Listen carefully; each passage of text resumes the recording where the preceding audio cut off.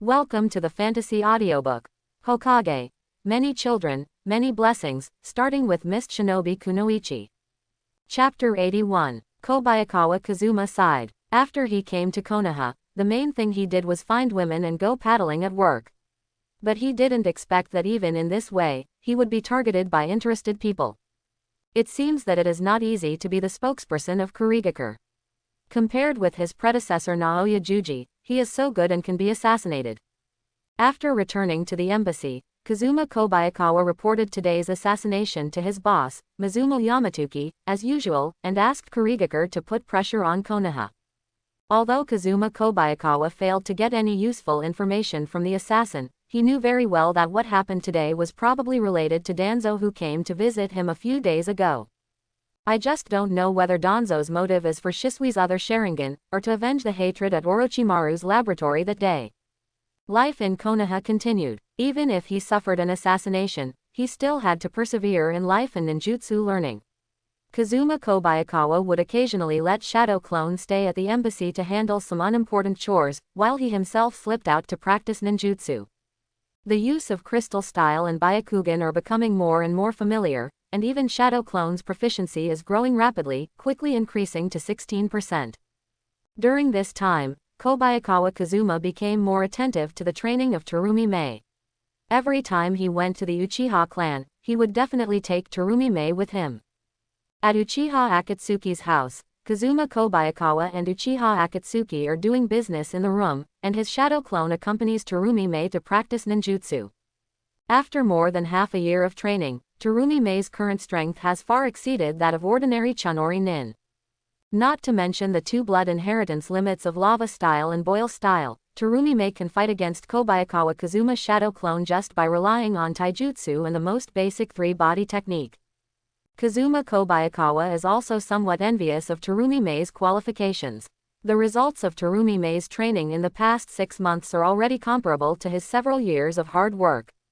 Now, Terumi Mei already has a good self-preservation ability. If she can work harder to develop the blood inheritance limit, she will soon reach the height of Jonin.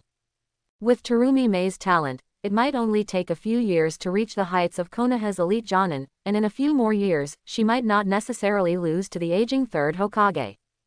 Of course, the premise of all this is that Terumi Mei can unscrupulously develop her own blood inheritance limit, and the current Kurigakure will never give Terumi Mei such conditions. Even if Terumi Mei exposes the limits of blood succession, Kazuma Kobayakawa and Terumi Mei will be labeled as traitors by Kurigakure in a few days. In the courtyard, Terumi Mei faced Kazuma Kobayakawa's Shadow Clone. After several hours of high-intensity exercise, she was already out of breath. As expected of Brother Yijun, this sense of oppression is far beyond what ordinary ninjas can achieve. Terumi Mei stared at Shadow Clone with a solemn expression. She had fought against Hyuga-chan and Uchiha Akatsuki, and it was clear that the Shadow Clone in front of her was far superior to those two. The next moment, Shadow Clone disappeared. Using the teleportation technique, Shadow Clone instantly appeared behind Terumi Mei. Terumi Mei caught some traces with her eyes, and relying on instinct, she threw the kunai in her hand with her backhand. Suddenly, the kunai stabbed Shadow Clone in the abdomen, causing Shadow Clone to disappear injured. Terumi Mei breathed a sigh of relief. For the first time, she truly defeated Kazuma Kobayakawa's Shadow Clone. Uchiha, who had just finished exercising for 2, walked out of the room and saw the Shadow Clone disappearing, and couldn't help but look surprised. Obviously, Kobayakawa Kazuma's sister can definitely become an excellent ninja. It's really amazing, Mei. Uchiha praised Terumi Mei, and then called Terumi Mei into the room to eat. After losing Shisui, Uchiha didn't have much left to rely on, so during this time, she became particularly close to Terumi Mei. When she first became pregnant, Uchiha occasionally felt sorry for her dead husband, but now, Uchiha is somewhat grateful to be pregnant with this child. This child is the sustenance and continuation of her life. As evening approached, Kobayakawa Kazuma took Terumi Mei back. When walking on the street of the Uchiha clan, he suddenly turned around. Behind him, the dim street lights emitted a soft light, quietly reflecting the dust and scattered snowflakes in the air. As early as a few months ago, Kobayakawa Kazuma had this intuition, as if someone was watching him from behind. However, since he found nothing, he stopped worrying about it. After coming back to his senses, Kobayakawa Kazuma quickly left the Uchiha tribe. Mr. Kobayakawa. Not long after leaving the Uchiha clan, Kazuma Kobayakawa saw Masato Uchiha walking out of the shadows of the street. No, maybe it should be said, Jonin Kobayakawa Kazuma. Masato Uchiha's eyes wandered between Kobayakawa Kazuma and Terumi Mei. His eyes darkened and he changed his name. If he hadn't heard his clan members accidentally mention it, he wouldn't have known that Kazuma Kobayakawa had been a Jonin a long time ago. This man can even defeat Lord Danzo in a head-on confrontation. He is an out-and-out genius ninja. What's the matter with following me here? Kobayakawa Kazuma subconsciously protected Terumi Mei behind him and looked at Uchiha Masato with some caution. It is true that Masato Uchiha's strength cannot cause trouble to Kazuma Kobayakawa, but if there are others, it won't necessarily be the case. Masato Uchiha walked up to Kazuma Kobayakawa, and his eyes changed. There were actually 2 magatama in the black pupils. I heard that you have been trying to win over the Uchiha clan for Kurigakure. As a member of the Uchiha clan, I think following you would be the right choice. Suddenly, Masato Uchiha knelt down and respectfully kowtowed to Kazuma Kobayakawa. Where is your family? Kobayakawa Kazuma was quite surprised. In his opinion, a concerned ninja would never act so decisively. Today's words can be regarded as Uchiha Masato has betrayed Uchiha and Konoha. My father died on the battlefield in the early days of World War III, and my mother couldn't move her legs and feet after being injured. Just last night, she died. She committed suicide. Masato Uchiha's tone was very calm, but it was not difficult to guess. What does his expression look like now? Mother, she was killed by her roots. Masato Uchiha added. You go back to the Uchiha clan first and live as usual. If necessary, I will inform you. Kobayakawa Kazuma did not make any promises to Uchiha Masato because he did not completely trust the other party. However, Masato Uchiha had a good reason. After losing his parents, he really had no need to be loyal to Konoha anymore. Yes, after getting Kazuma Kobayakawa's permission, Masato Uchiha dived into the darkness again. Seeing Masato leaving, Kobayakawa Kazuma couldn't help but breathe a sigh of relief. People without worries are indeed terrible.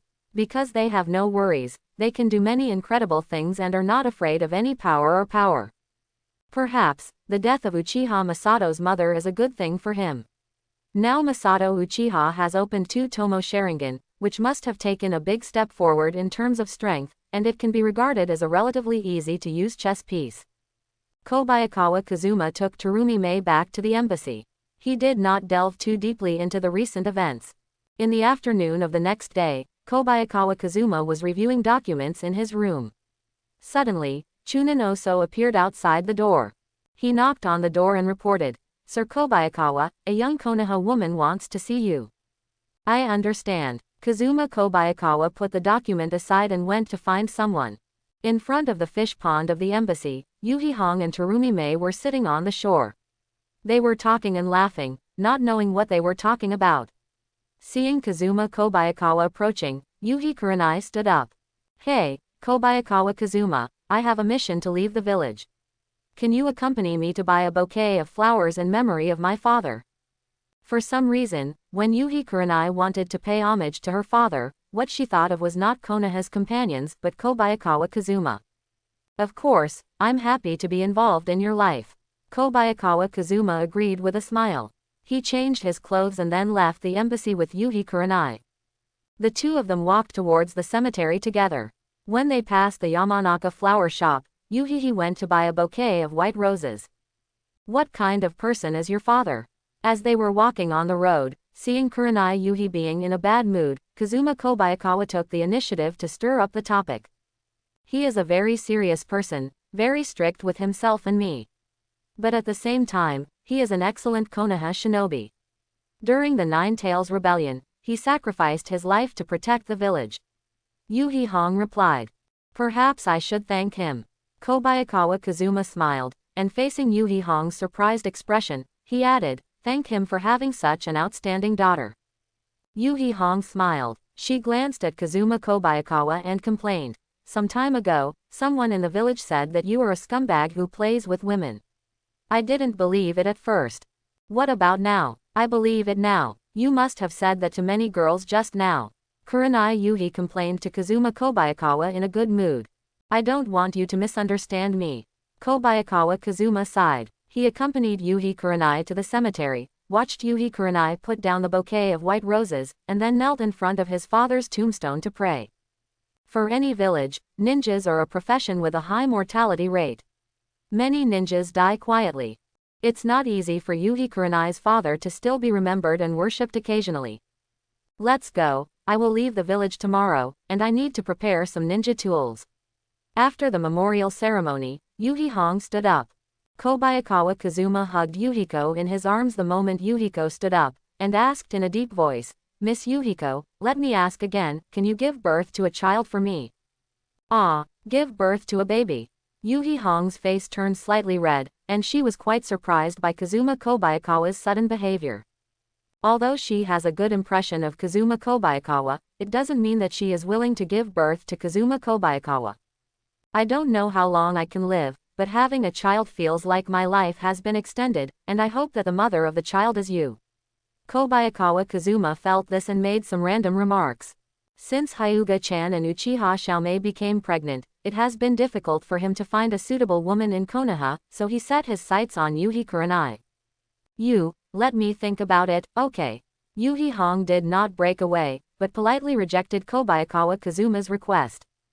Kobayakawa Kazuma understood very well that since Yuhi Hong did not push him away, it meant that there was hope for the matter.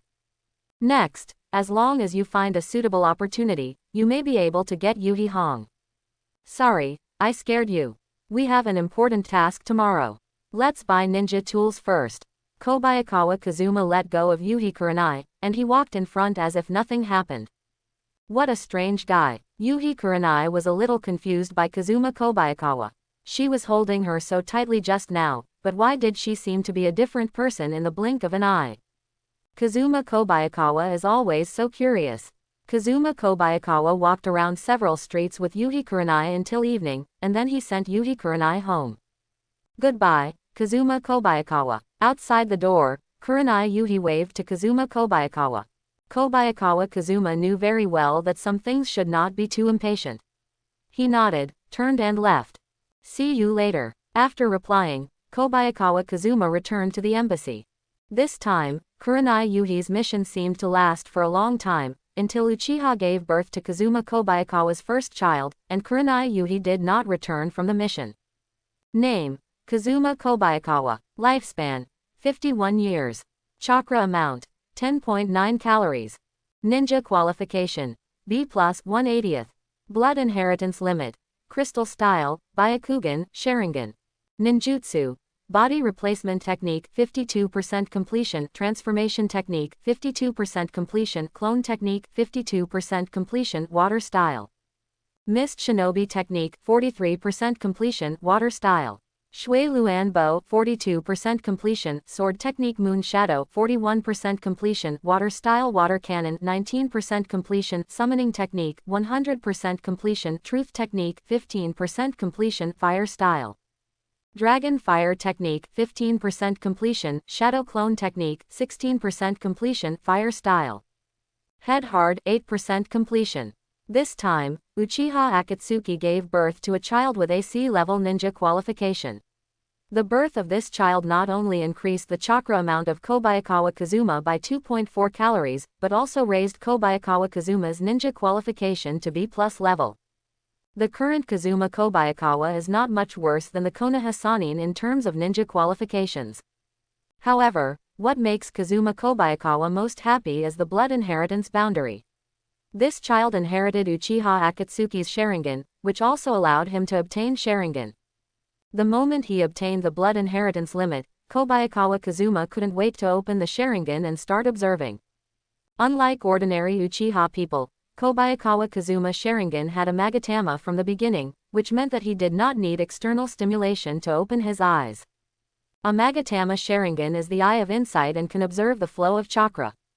In terms of observing chakra, the Magatama Sharingan is obviously not as good as the Byakugan, but compared to the Byakugan, the Magatama Sharingan has one more ability to resist illusions. This ability allows Kobayakawa Kazuma to have some resistance to illusions. If he encounters illusion-type ninjas in the future, at least he will not be too passive because of the restraint of illusions.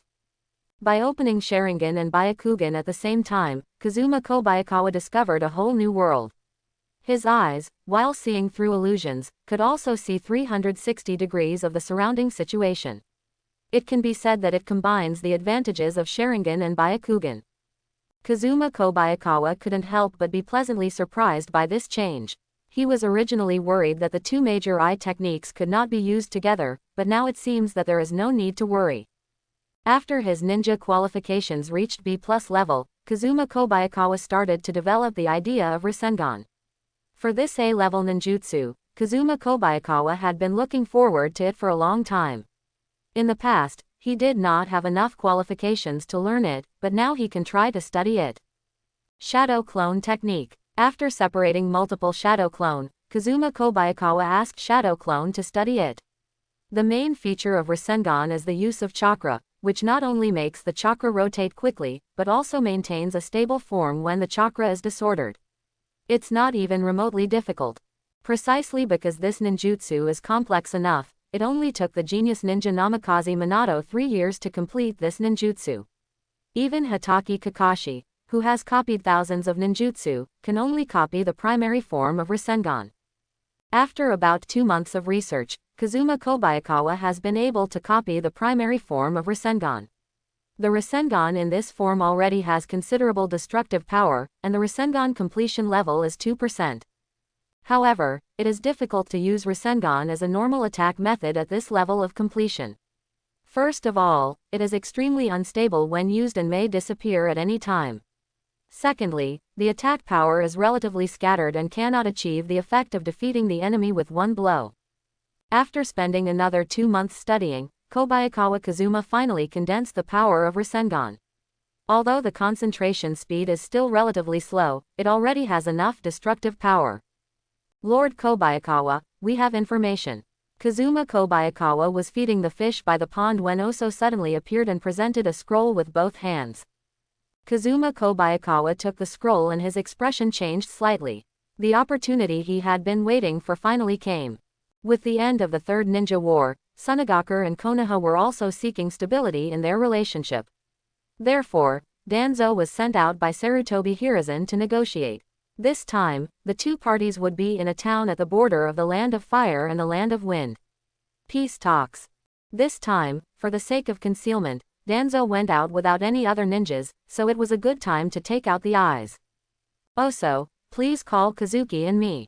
We are going to hunt Danzo. Kazuma Kobayakawa ordered, and he immediately returned to the room, changed his clothes, and separated a shadow clone, leaving the shadow clone in the embassy. Confusing Konoha's vision. Immediately, he pretended to be an ordinary villager, avoided Anbu with the help of Byakugan, and successfully left Konoha. The route Danzo left was relatively hidden, but fortunately the final destination was determined, and there were some necessary town repairs along the way, so it was not difficult to find. In just 1.5 days, Kobayakawa Kazuma approached the first intelligence improvement point, Zuma Town. In the past day and a half, Kazuma Kobayakawa and the others had only rested for 2 hours, so he was very sure that Danzo was still on the way. This is the main road into Zuma Town. We will ambush here. If Danzo and the others pass by, we will kill them. Kobayakawa Kazuma ordered. He landed on a tree trunk and took out his ninja tool bag. 2 soldiers' grain pills were crushed and swallowed. Ambush itself depends on luck. If there is no way to arrange spies to follow Danzo, whether Danzo and his men can be ambushed is another matter. Kobayakawa Kazuma had already prepared for failure. The waiting time is 24 hours. If Danzo's trace is not found by the time, he can only give up this mission. Anyway, as long as Danzo is still alive, there will be many opportunities to take Shisui's eyes. But he can't be away from Konoha for a long time, which will attract the attention of those who are interested. White eyes. After recovering his chakra a little, Kobayakawa Kazuma opened his white eyes. As long as there are ninjas in the vicinity, he can capture them with his white eyes, and Danzo's appearance will naturally not be missed. However, when the white eyes were opened, what he saw really surprised Kobayakawa Kazuma. Less than 100 meters in front of him, chakra fire appeared one after another, and there were 6 people in ambush. Moreover, 2 of them have a relatively large amount of chakra, one of which has a chakra volume comparable to that of Kobayakawa Kazuma, and the other's chakra is not as exaggerated, but it is also comparable to that of an adult Kakashi. Kobayakawa Kazuma, who had observed Danzo with his Byakugan, naturally recognized the source of the huge chakra. The person who ambushed him was Danzo himself. Dazang, when did you betray Kurigakure? Kobayakawa Kazuma did not look back. After opening his Byakugan, his field of vision was enough to cover 360 degrees, and he could easily see the backstab from behind. Unexpectedly, the ninja who was carefully selected by Kurigakure and had a strong will of water actually betrayed Kurigakure. Taking out a kunai from the ninja bag, Kobayakawa Kazuma threw the kunai with his backhand, and the kunai shot directly through Dazang's palm. The next moment, a large amount of chakra burst out from Kobayakawa Kazuma's feet. He took out another kunai and used the instant body technique to get close to Dazang. Dazang's face sank slightly. Seeing that Kobayakawa Kazuma had already put the kunai against his neck, he showed a hint of madness. I didn't betray Kurigakure. I just wanted to get rid of you with Konoha's help, Yagura's lackey. Dazang was so excited that he touched the ninja bag on his waist again, obviously wanting to attack again. You have nothing to do with the bloodline limit family. Do you hate Yagura so much? Kobayakawa Kazuma was quite surprised. When he entered the embassy, he investigated everyone around him in detail. Only when he ensured that those people were reliable, he dared to stay with him. Dazang had been carrying out missions in Konoha for nearly 10 years. He had never asked about the affairs of the village and was one of the most trusted people of Juji Naoya. Suddenly, Kobayakawa Kazuma thought of a possibility. He didn't hesitate and pierced Dazang's neck in an instant. Killing the other party here is the best choice. Master Ichima, what happened? Seeing the conflict between Kobayakawa Ichima and Daizo, Chunin and she emerged from the bushes where they were ambushing. He looked at Daizo lying in a pool of blood in surprise, his eyes full of confusion. This guy, who was caught in Konoha's illusion, is no longer himself. Kobayakawa Ichima sighed. It has been a while since he got Uchiha Shisui's left eye, so he naturally has a certain understanding of the function of distinguished heavenly gods.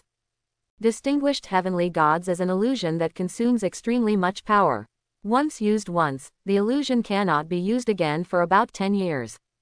Moreover, after Shisui's left and right eyes were separated, the illusion seemed to have developed a new weakness, which allowed distinguished heavenly gods to be broken. If I guessed correctly, this guy Dazang must have fallen under Danzo's illusion.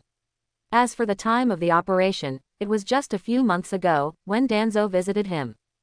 Danzo dares to use the distinguished heavenly gods so unscrupulously, most likely because of the cells that have been transplanted from Orochimaru to the first Hokage.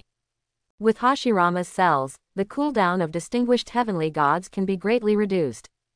At this moment, the news of Kazuma Kobayakawa's battle also attracted Danzo's attention. The Konoha shinobi who had been ambushing here also began to appear, and gradually outflanked Kazuma Kobayakawa. Time was urgent, and Kobayakawa Kazuma didn't explain any more. He bit his thumb and drew a bloody line on the back of Kazuki's hand, emphasizing, Hi, Shu, you, Shen, Wei, wait until you escape to a safe place. Just make this seal and run away to the rear, there is no one over there. Take care, Lord Kobayakawa. Under the guidance of Kazuma Kobayakawa, Kazuki quickly fled the battlefield. Knowing that Danzo's target was him, Kazuma Kobayakawa had no choice but to stay. After all, it was not that easy to escape in such a battle. Seeing a Konoha shinobi approaching from the front, Kobayakawa Kazuma clasped his hands together. Crystal style. Hexagonal sealing techniques. A ninja who rushed at the front obviously had no experience in dealing with crystal style. He actually used his fist to bombard the newly formed thin crystal layer.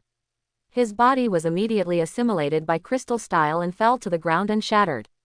Mist shinobi technique. Kobayakawa Kazuma formed a seal with one hand, and the mist he released quickly enveloped the surrounding space. With Byakugan's observation ability, he was able to strike unscrupulously in the mist. Crystal style. Red lotus technique. Water style. Water cannon. Without having to worry about exposing the limits of blood succession, Kobayakawa Kazuma was finally able to exert his full strength. With the cover of thick fog, the hit rate of crystal-style ninjutsu was greatly improved. In just a few moments, Kobayakawa Kazuma killed 4 ninjas. Now, the only people left in Konoha are Danzo and the powerful ninja whose chakra power is comparable to Kakashi. Even in Konoha village, jonin are valuable war resources and cannot be mobilized privately. Come to think of it, Danzo's ability to bring a jonin alone to ambush was the limit. On the ground, Kazuma Kobayakawa worked hard to clean the scene. The huge amount of chakra allowed him to use ninjutsu unscrupulously.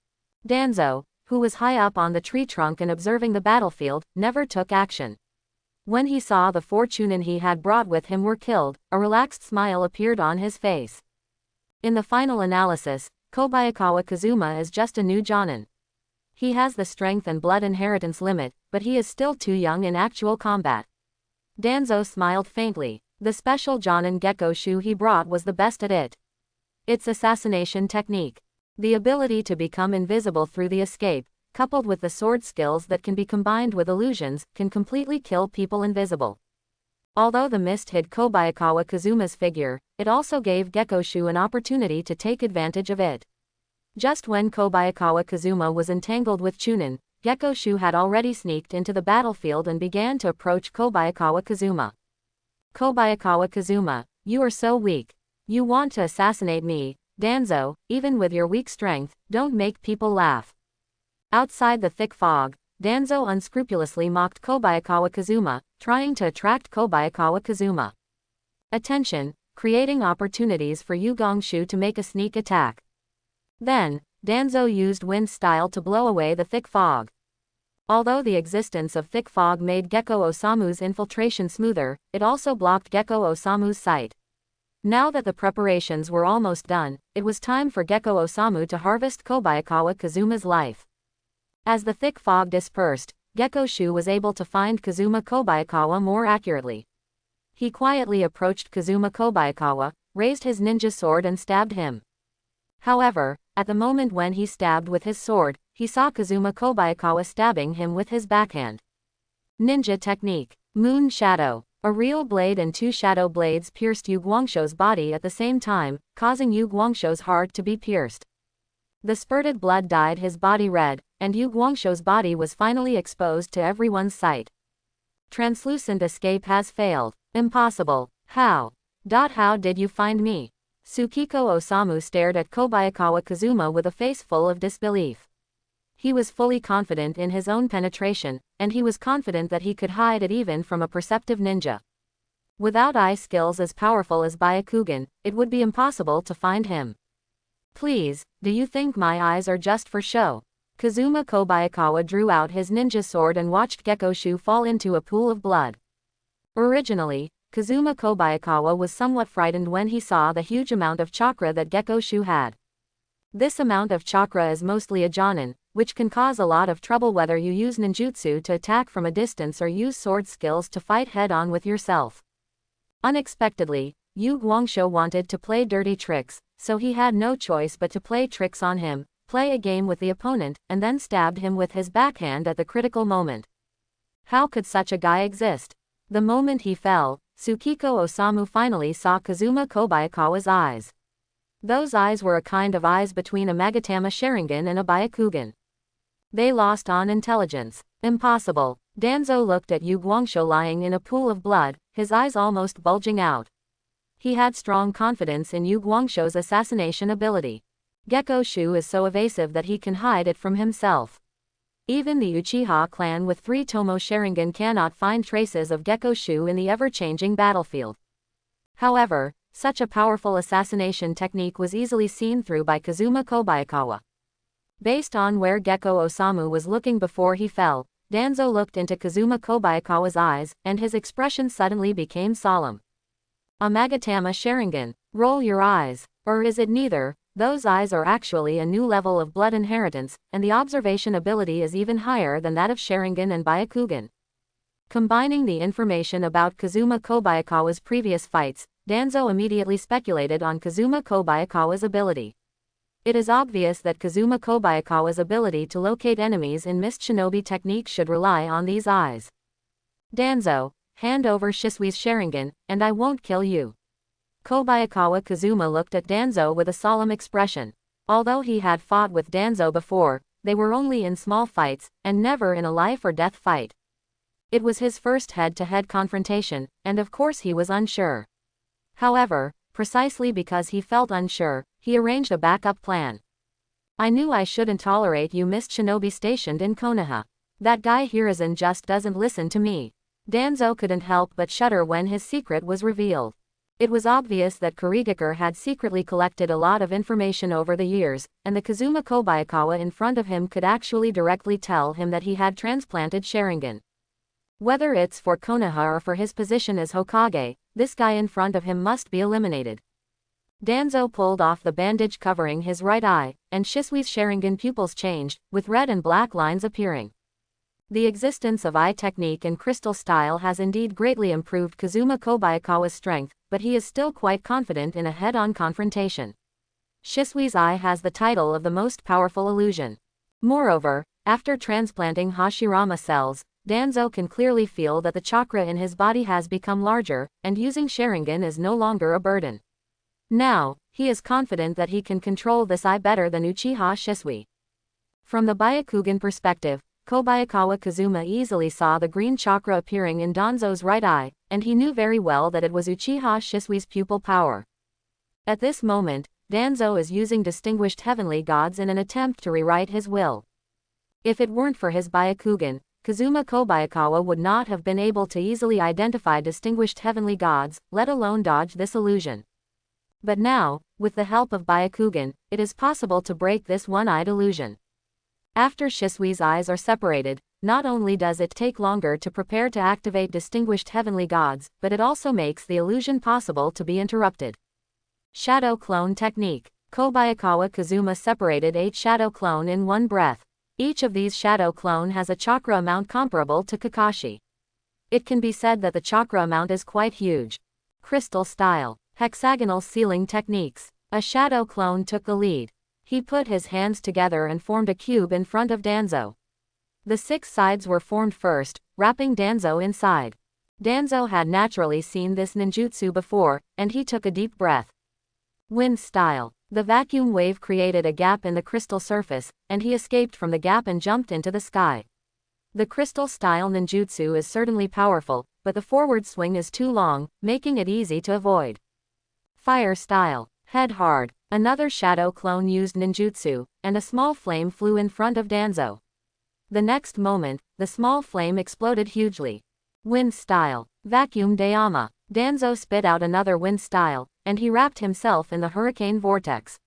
With the buffer of the vacuum zone, the power of the head pain was reduced, leaving only part of the aftermath. From the beginning to the end, Danzo was watching Kobayakawa Kazuma's position. He knew very well that no matter how fierce Kobayakawa Kazuma's attacks were, he only had to defend against these attacks and hold on until the distinguished heavenly gods launched. By then, the outcome will be decided. All means are vain. As soon as Danzo landed, the 3rd and 4th shadow clone rushed in front of him. Danzo dodged the attack of one shadow clone. He raised his hand and used his kunai to block the sneak attack from behind. However, the kunai in his hand was shattered. Danzo glanced back in surprise and saw a chakra ball in shadow clone's hand.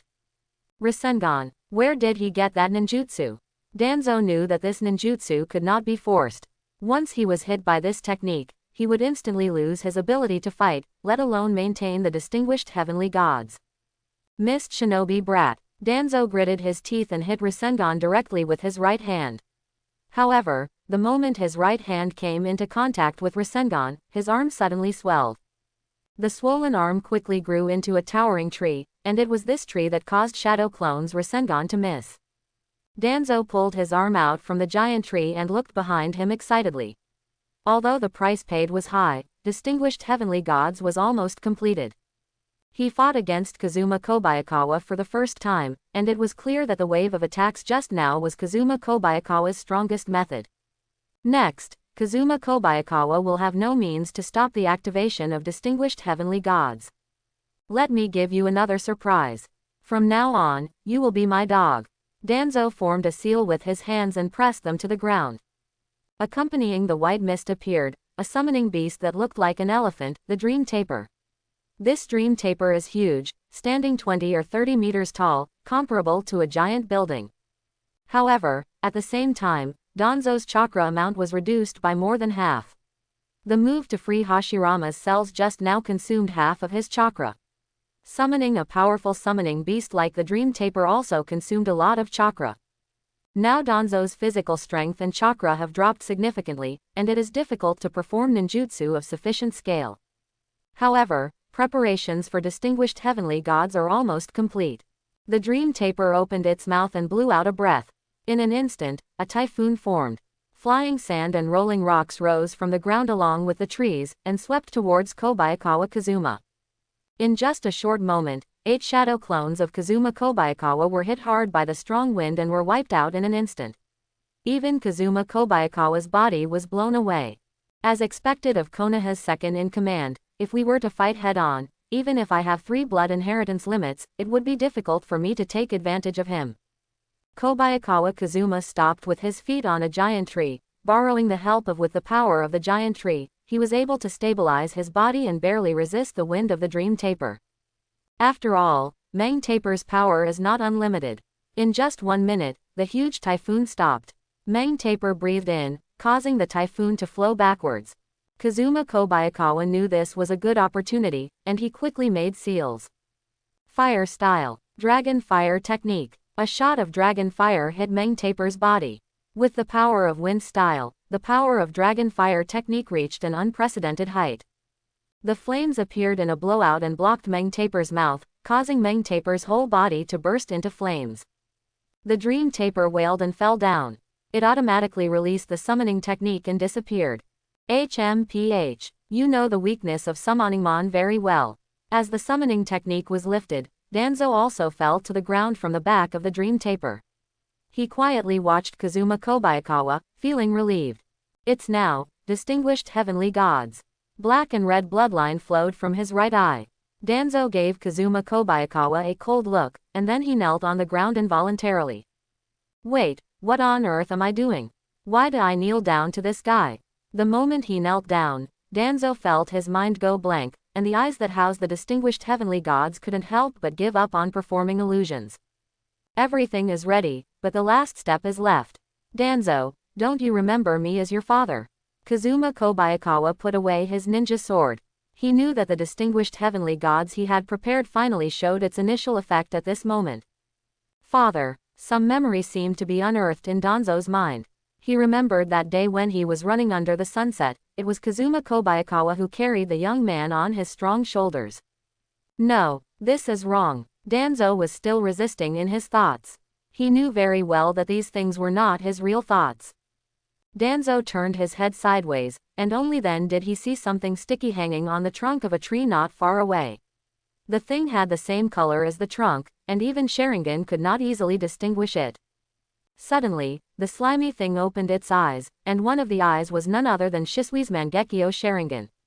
The octopus uses mimicry to hide in the big tree. Its principle is basically equivalent to the penetration of moonlight cultivation. At this moment, Danzo figured everything out. The whereabouts of Shisui's other eye and Makoto's escape from Konoha are all connected, and Kazuma Kobayakawa in front of him is the culprit. For Konoha. For Konoha. Even if I die, I will take away this terrible guy like you. Danzo used all his strength to tear off the clothes on his body. On his body was the mark of 8-sign seal. However, at this moment, Danzo's thoughts completely changed. He suddenly kowtowed to Kazuma Kobayakawa and shouted, "Please forgive my rudeness, father." Which father would blame his son for being rude? Danzo, your relationship with me must be kept secret. Kobayakawa Kazuma sighed. He put the ninja sword back into the scabbard and let Danzo continue to deal with his own affairs. That's good. After Danzo hit the distinguished heavenly gods, this attack mission was completed perfectly. This illusion was completed by Kazuma Kobayakawa after studying Shisui Sharingan. The name of the illusion is Strict Father's Love. Anyone who falls under this illusion will recognize Kazuma Kobayakawa as their amiable and respectable father, and firmly believe that his father's will is everything until death. Of course, such a powerful illusion is quite inconvenient to use. If Danzo hadn't always focused on combat, it would have been difficult to succeed. Kazuma Kobayakawa breathed a sigh of relief. Although he used the distinguished heavenly gods, he obtained the chess piece Danzo, and this operation was considered quite successful. Chunin and Nozomi were lucky. He was not discovered by Konoha's pursuers after escaping, so he quickly escaped to safety. Later, Kazuki used summoning technique to summon Kazuma Kobayakawa's Summoningmon, and Summoningmon used the reverse summoning technique to summon Kazuma Kobayakawa back. For Kazuma Kobayakawa, the setting of reverse summoning technique this time is indeed a bit redundant, but some things still require more preparation. After all, it's better to be prepared. After another day of running around, Kobayakawa Kazuma was able to sneak back to Konoha village and pretend that nothing happened. A month later, Hyuga-chan's second child was born. This time, his luck seemed not to be very good. This child did not have the blood inheritance limit of inheriting the Byakugan, and even the ninja qualification was only D level. Although Kobayakawa Kazuma was a little disappointed, he did not show it. He stayed with Hyuga-chan for a while and continued to live a normal life. During this time, Yuhi Hong also completed her mission and returned to the village. After returning to the village, Yuhi Kurenai never saw Kobayakawa Kazuma again. She sat alone in the room, looking at the winter sun, hesitating slightly. Kazuma Kobayakawa, maybe it was a mistake to meet you. Yuhi Hong took a sip of coffee, leaving some coffee liquid on the corner of her mouth, and her liquid-stained lips reflected a crystal luster under the sunlight. Some curly hair is scattered around the mouth, wet with sweat on the skin. At this moment, Shihi Hong gained an intellectual beauty. Kurenai Yuhi sighed. From the first time she met Kazuma Kobayakawa, she was shocked by Kazuma Kobayakawa's heaven-defying speech. Later, after several years of getting along with her, she discovered that Kobayakawa Kazuma was actually very talented as a ninja. He was bold and careful when dealing with women. He was a man worthy of being entrusted to him for life. Until recently, when Kazuma Kobayakawa once again expressed her request to have a child, Kurenai Yuhi actually had the urge to have a child for Kazuma Kobayakawa. However, after paying homage to her father and seeing her companions who sacrificed for Konoha during the mission, Kurenai Yuhi felt shaken in her heart. After all, she is also a ninja of Konoha, and her father is even more willing to sacrifice himself for Konoha. But now, how could I fall in love with a mist shinobi guy? During the Third World War, Obito and Lin died at the hands of the mist shinobi ninjas. He should keep this hatred in mind. The sound of the doorbell suddenly appeared, interrupting Yuhi Kurenai's thoughts. Yuhi Hong opened the door, and Sarutobi Asuma was standing outside the door blankly, holding a bouquet of roses tightly in his right hand hidden behind his back. Sarutobi Asuma couldn't help but blush when he saw Kurenai Yuhi. He hesitated a bit when facing Kurenai Yuhi. Kurenai Yuhi stared coldly at Sarutobi Asuma. Sarutobi Asuma held it in for a long time, and finally he was heartbroken and placed the rose in front of Kurenai Yuhi. "Red, can you come with me for a walk? Even to meet Kazuma Kobayakawa?" Sarutobi Asuma finally spoke. "I told you, you should go back today. I want to think about it carefully." The upset Yuhi Hong closed the door. She knew very well that she liked Kazuma Kobayakawa, but reality and ideals conflicted. "I'm waiting for your answer." Sarutobi Asuma breathed a sigh of relief. Although he was rejected today, he could see that Yuhi Kurenai seemed a little shaken. "As long as you keep working hard, one day you will be able to defeat Kazuma Kobayakawa." That night, Kazuma Kobayakawa met Danzo for the first time in a relatively remote place in the village.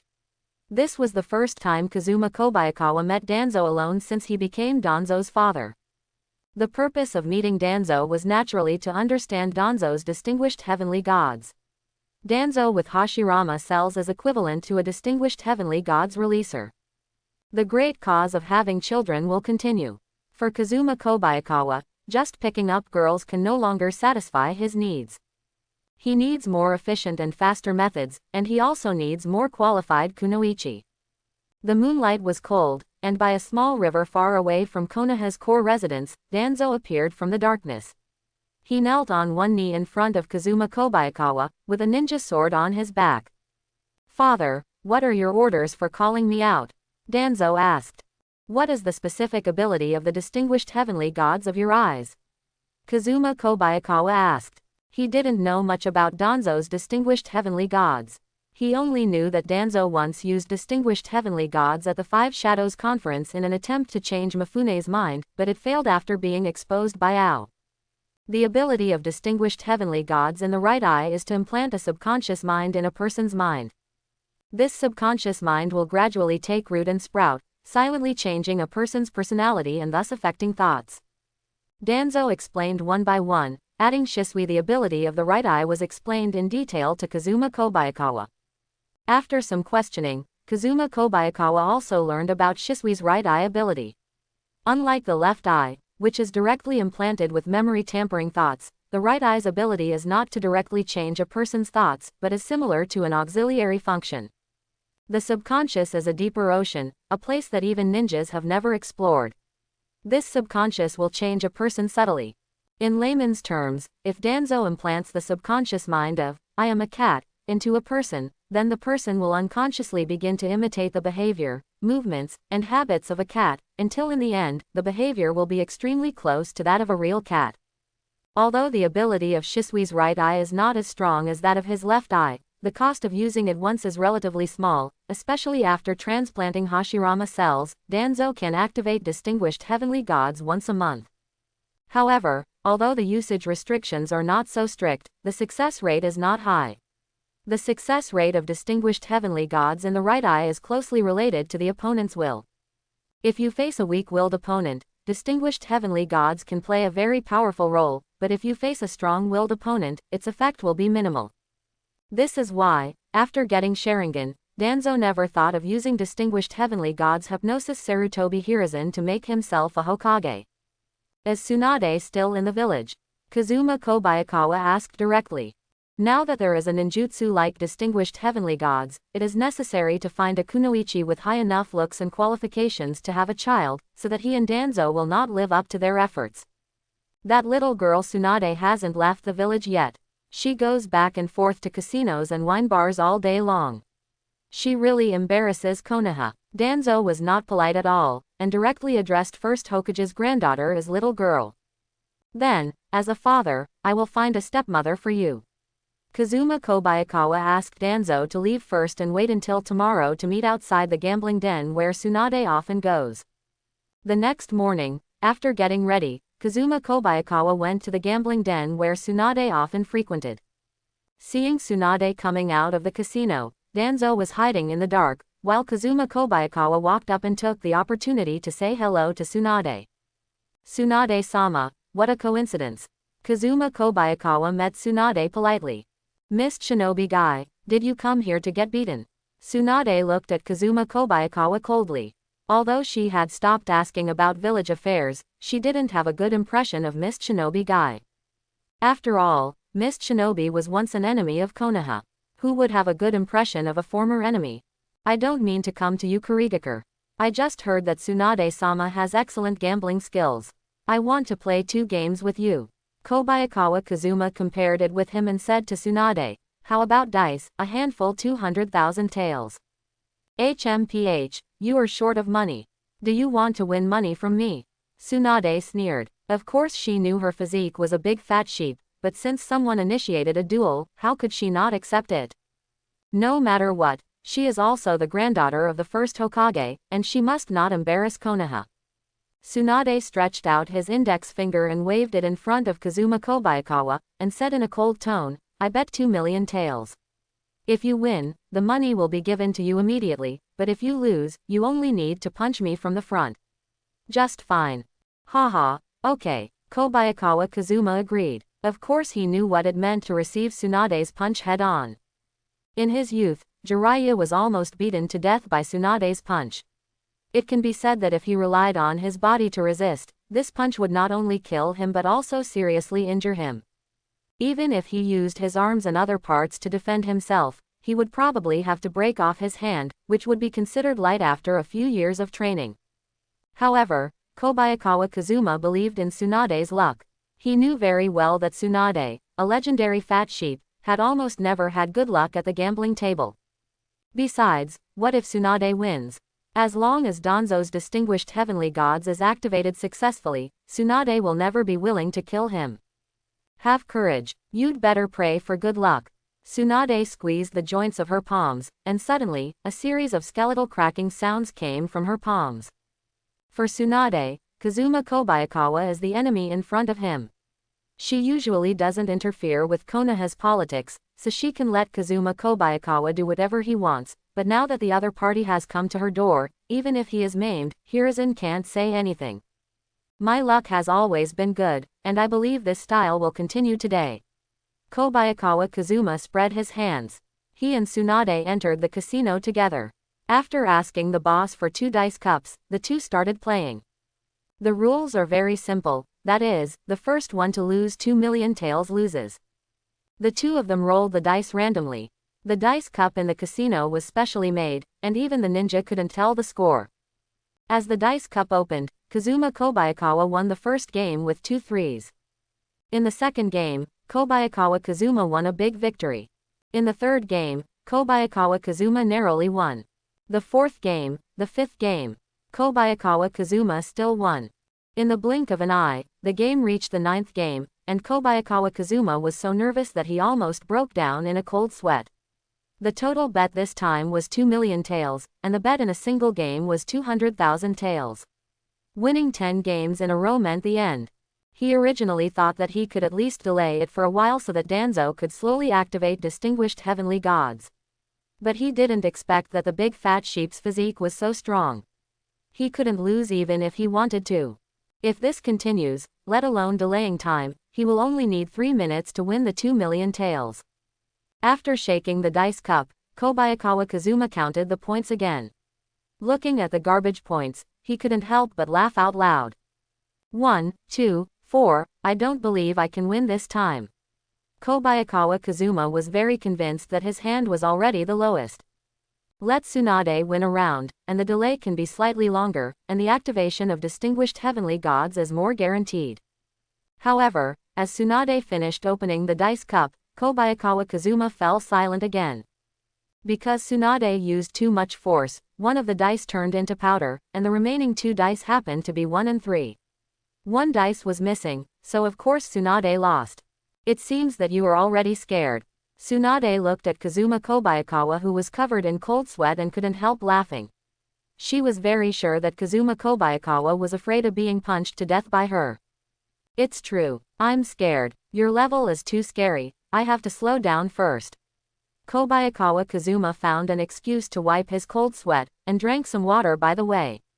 Since Tsunade couldn't win, he had to use other methods to delay time. If that didn't work, he would just pretend to faint from heat stroke. Just a minute later, Tsunade, who was sitting at the gaming table, couldn't help but urge Kazuma Kobayakawa. Hurry up, you guy, you're so slow. Don't you want to run away? Tsunade lightly patted the gaming table. Suddenly, the gaming table seemed to dance, the tabletop shook, and the table legs suddenly sunk into the ground. In my opinion, you are the one who should run away the most. Kobayakawa Kazuma returned to the gambling table, picked up the dice cup again, and started playing with Tsunade. Sure enough, Kobayakawa Kazuma won the 10th game without any surprise. After all, it was not difficult to win over a big fat sheep who was bound to lose in every bet. I should catch up. Kobayakawa Kazuma breathed out and almost slumped down in his chair. This kind of gambling where you must win is simply more uncomfortable than losing money. Miss Shinobi's brat, you're very good. I can actually do this to one of the Sanins. Seeing Kobayakawa Kazuma's incompetent look, Tsunade unconsciously felt a little sympathy, and she walked over. I patted Kazuma Kobayakawa on the shoulder, almost breaking his bone. The 2 million will be sent to the Miss Shinobi embassy today. I had a lot of fun today. Come to me next time you want to gamble. Tsunade waved to Kobayakawa Kazuma, turned around and left. Tsunade felt a little anxious in his heart. He didn't know why, but he hadn't been so happy gambling in a long time. Seeing Tsunade's excited expression, Kobayakawa Kazuma knew that the distinguished heavenly gods must have been successfully activated. Facing a strong person of Tsunade's level, it is almost impossible to try to rewrite the opponent's subconscious in one go. Therefore, Kobayakawa Kazuma plans to use distinguished heavenly gods a few more times, and then completely transform Tsunade into his own XXX. Leaving the casino, Kazuma Kobayakawa avoided Anbu and found a remote location to meet Danzo. My son Danzo, has this distinguished heavenly gods been successful? Kazuma Kobayakawa asked directly after seeing Danzo. Father, this time I have rewritten Tsunade's subconscious impression of you so that when she sees you, she will feel like seeing a close friend. Although distinguished heavenly gods is ineffective on you, of course there is no problem in dealing with a little girl. Danzo replied. Come back to me in a month, and then we will start the second operation to make Tsunade think that I am his rightful son. After confirming that distinguished heavenly gods was successfully launched, Kobayakawa Kazuma was also a little excited. In the last moment of gambling, he could clearly feel that Tsunade's hostility towards him disappeared, replaced by a faint goodwill. This is the terrifying part of Danzo distinguished heavenly gods. Although it is not like Kobayakawa Kazuma's distinguished heavenly gods, which can directly tamper with memory, it is more hidden and safe. Just like Tsunade today, she didn't find something extra in her subconscious until the end of distinguished heavenly gods. To be precise, if there is no observation method such as the Byakugan, Danzo's distinguished heavenly gods is indeed a terrifying ninjutsu. Even as strong as Konoha Sannin, their brains will be transformed without knowing it. With the end of this operation, Kobayakawa Kazuma also returned to the embassy, and he received 2 million taels of cash from Tsunade. With Tsunade as a target, Kobayakawa Kazuma began to live a life of recuperation. Men are like this, always indulging can easily lead to physical deficits, and only between relaxation and closing can the true nature of men be fully revealed. During this month, Kobayakawa Kazuma is still working hard to improve the completion of ninjutsu and develop bloodline limits. The B+ grade ninja qualification gave him a stronger learning and development ability. In this month, he finally developed the third use of crystal style. Kobayakawa Kazuma called it crystal style. Flower rain technique. This ninjutsu can generate nearly 100 crystal style bullets at a designated location. Each crystal style bullet has the ability of crystal style, which can crystallize human tissue. As long as a ninja is hit by a crystal style bullet, his body tissue will be destroyed and he will lose his combat effectiveness immediately. In the blink of an eye, it was spring. The old trees sprouted green branches and the ground sprouted tender grass. While having lunch with Terumi-mei, Chunin and she knelt in front of Kobayakawa Kazuma. Since Tomoko and Daizo died one after another, Kobayakawa Kazuma had few remaining subordinates. He also tried to ask his boss, Zigwashin Pig Ghost, for help, but he was evasive. Zigwashin Pig Ghost even made it clear that 4th Mizukage Yagura might withdraw Kobayakawa Kazuma's position. It was precisely because of Yagura's attitude that Kobayakawa Kazuma began to worry. Uchiha Obito recalled him to Kurigakure, perhaps to kill him and silence him. In the past, he might not have attracted Obito's attention, but after meeting in the cemetery, he might have been targeted by Obito. Lord Kobayakawa, Uchiha Fugaku asked to see you, saying that there was something important to discuss. Kazuki said. Go down, I will handle this matter. Kobayakawa Kazuma sent Kazuki away. At night, Kobayakawa Kazuma opened his Byakugan, and after avoiding Anbu's pursuit, he sneaked into Uchiha Fugaku's house. The moonlight was bright, and Uchiha Fugaku invited Kobayakawa Kazuma into the room, with a serious tone in his tone. Kazuma Kobayakawa, the Uchiha clan is planning a coup, and we need Kurigakure's help. I can guarantee that once the Uchiha clan's coup succeeds, Kurigakure will be the only ally of the new Konoha. Coup. Kazuma Kobayakawa frowned. The Uchiha clan has finally come to this point. As long as the Uchiha clan still wants to be a part of Konoha and want to live in this village, then a coup is their only choice. It took 2nd Hokage Senju Tobarama and 3rd Hokage Sarutobi Hiruzen decades to force the Uchiha clan to their current situation. The Uchiha clan has been marginalized and incompatible with the village. If the Uchiha clan wants to gain power in the village and become a part of Konoha completely, then there is only a coup to break the village's political structure and reorganize it. Fugaku, why don't you fall into the arms of Mist Shinobi? Kazuma Kobayakawa said. If the Uchiha clan is willing to come to Mist Shinobi, I can promise that the Uchiha clan will become the most important part of the village. Will Mizukage Yagura admit what you said? As far as I know, Yagura is a person who extremely hates blood inheritance boundaries. Uchiha Fugaku shook his head and asked. Yagura will not be in power for too long. You don't have to wait too long. I can guarantee that Kurigakure will welcome the Uchiha clan to join. Kobayakawa Kazuma certainly has the idea of killing Yagura, and he is secretly accumulating strength. The eradication of Kobayakawa Kazuma's calculation is that in 2 or 3 years at most, the time he has been waiting for will be mature. And when the time comes, he will also return to Mist Shinobi and change the pattern of Mist Shinobi.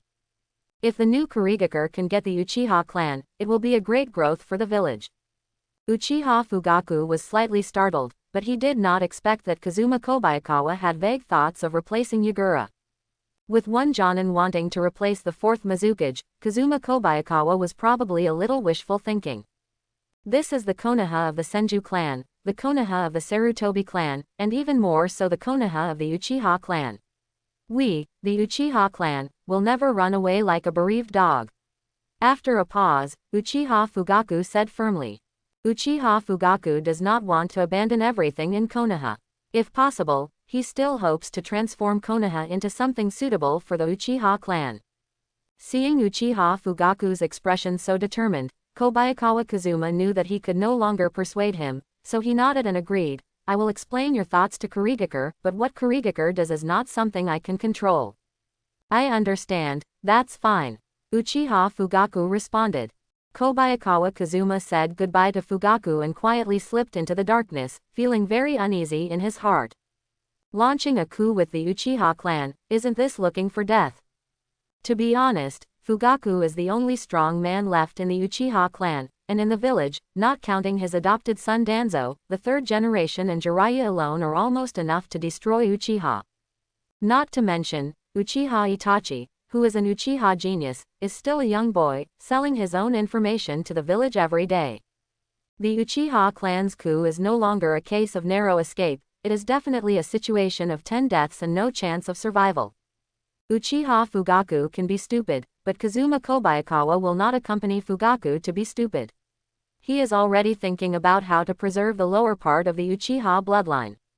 After all, if you have children in the future, you will still need to use the Uchiha clan. Not far from Fugaku's house is Uchiha Masato's house. In the darkness, Kazuma Kobayakawa easily found the location of Masato Uchiha through his white eyes and sneaked into the other party's room. Since Uchiha Masato's mother passed away, Uchiha Masato is the only one left in the huge house. Masato. Kobayakawa Kazuma stood by the bedroom and called Uchiha Masato softly. Masato Uchiha woke up from his sleep. He hurriedly knelt in front of Kazuma Kobayakawa and asked respectfully, Mr. Kobayakawa, what are your orders? You go win over the trustworthy Uchiha. The coup is coming. If they are willing to follow Mist Shinobi, I will take them to escape. Kobayakawa Kazuma said. I will do it immediately. Uchiha Masato immediately understood what Kobayakawa Kazuma meant. Now, the relationship between the Uchiha clan and the village has dropped to a freezing point, and the voice of a coup has long been intensified within the clan. Faced with the incompetent clan leader and the aggressive Konoha senior officials, Masato Uchiha also had the idea of defecting to Mist Shinobi. Hurry up. After a while, I will arrange for you to escape from Konoha. Kazuma Kobayakawa urged again, and then left the Uchiha clan. Kobayakawa Kazuma understood very well that there was not much time left for him. Whether the civil war breaks out in Konoha or the Uchiha clan is destroyed, he will lose value as an ambassador. Before the coup of the Uchiha clan, Akatsuki and his children must be arranged to go away no matter what. In this way, no matter what happens to Konoha in the future, he will be invincible. Danzo's distinguished heavenly gods had finished cooling down, and Kazuma Kobayakawa called out Danzo again the next day. As before, Kazuma Kobayakawa made a bet with Tsunade, and this time the bet was still 2 million taels. In the afternoon, Tsunade and Kazuma Kobayakawa each brought a box of cash, and they still met at the casino in Konoha. Danzo was lurking in the dark, taking advantage of Tsunade's gambling opportunity with Kazuma Kobayakawa, and activated the distinguished heavenly gods in his right eye in an attempt to change Tsunade's subconscious. The last time what was injected into Tsunade's subconscious was the good impression of Kobayakawa Kazuma, So what was injected into Tsunade's subconscious this time was the lust for Kobayakawa Kazuma. Everyone has lust, and Tsunade, one of the Sannin, is no exception. What Danzo has to do is to transfer Tsunade's desire to Kobayakawa Kazuma. With the good impression from the last time as a basis, Danzo activated Distinguished Heavenly Gods this time faster than last time. It only took him 5 minutes to rewrite Tsunade's subconscious mind. Next, just one final application of Distinguished Heavenly Gods is all it takes to completely complete Tsunade's transformation. Tsunade, who was addicted to gambling, didn't notice anything unusual. She just felt that Kobayakawa was a good opponent, with superb gambling skills and a good game. Suddenly, when Tsunade looked at Kazuma Kobayakawa, he swallowed and his face turned red. Her body felt a little hot, and some fragments of intimate heaven appeared in her mind unconsciously, and among those fragments, Kazuma Kobayakawa became the protagonist. After Kazuma Kobayakawa saw Tsunade's straight eyes, he immediately understood that Danzo's Distinguished Heavenly Gods had been successfully activated. Tsunade-sama, neither you nor I are short of money. It's just that gambling is boring. Kazuma Kobayakawa suggested that the venue should be moved. If either of the two loses a game, he will have to take off a piece of clothing. As expected of a gambler, I admit, your ideas are interesting. Tsunade stared directly at Kazuma Kobayakawa. She was very interested in Kazuma Kobayakawa's proposal. So, the two of them talked to the casino owner and found a room to fight alone. It didn't take long for the two of them to move from a gambling battle to a technical and physical battle. It was really an evenly matched battle. It wasn't until the evening that Kobayakawa Kazuma left the casino tremblingly.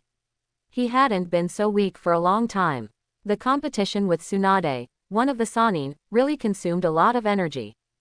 However, Kazuma Kobayakawa was still very happy. This time he was lucky.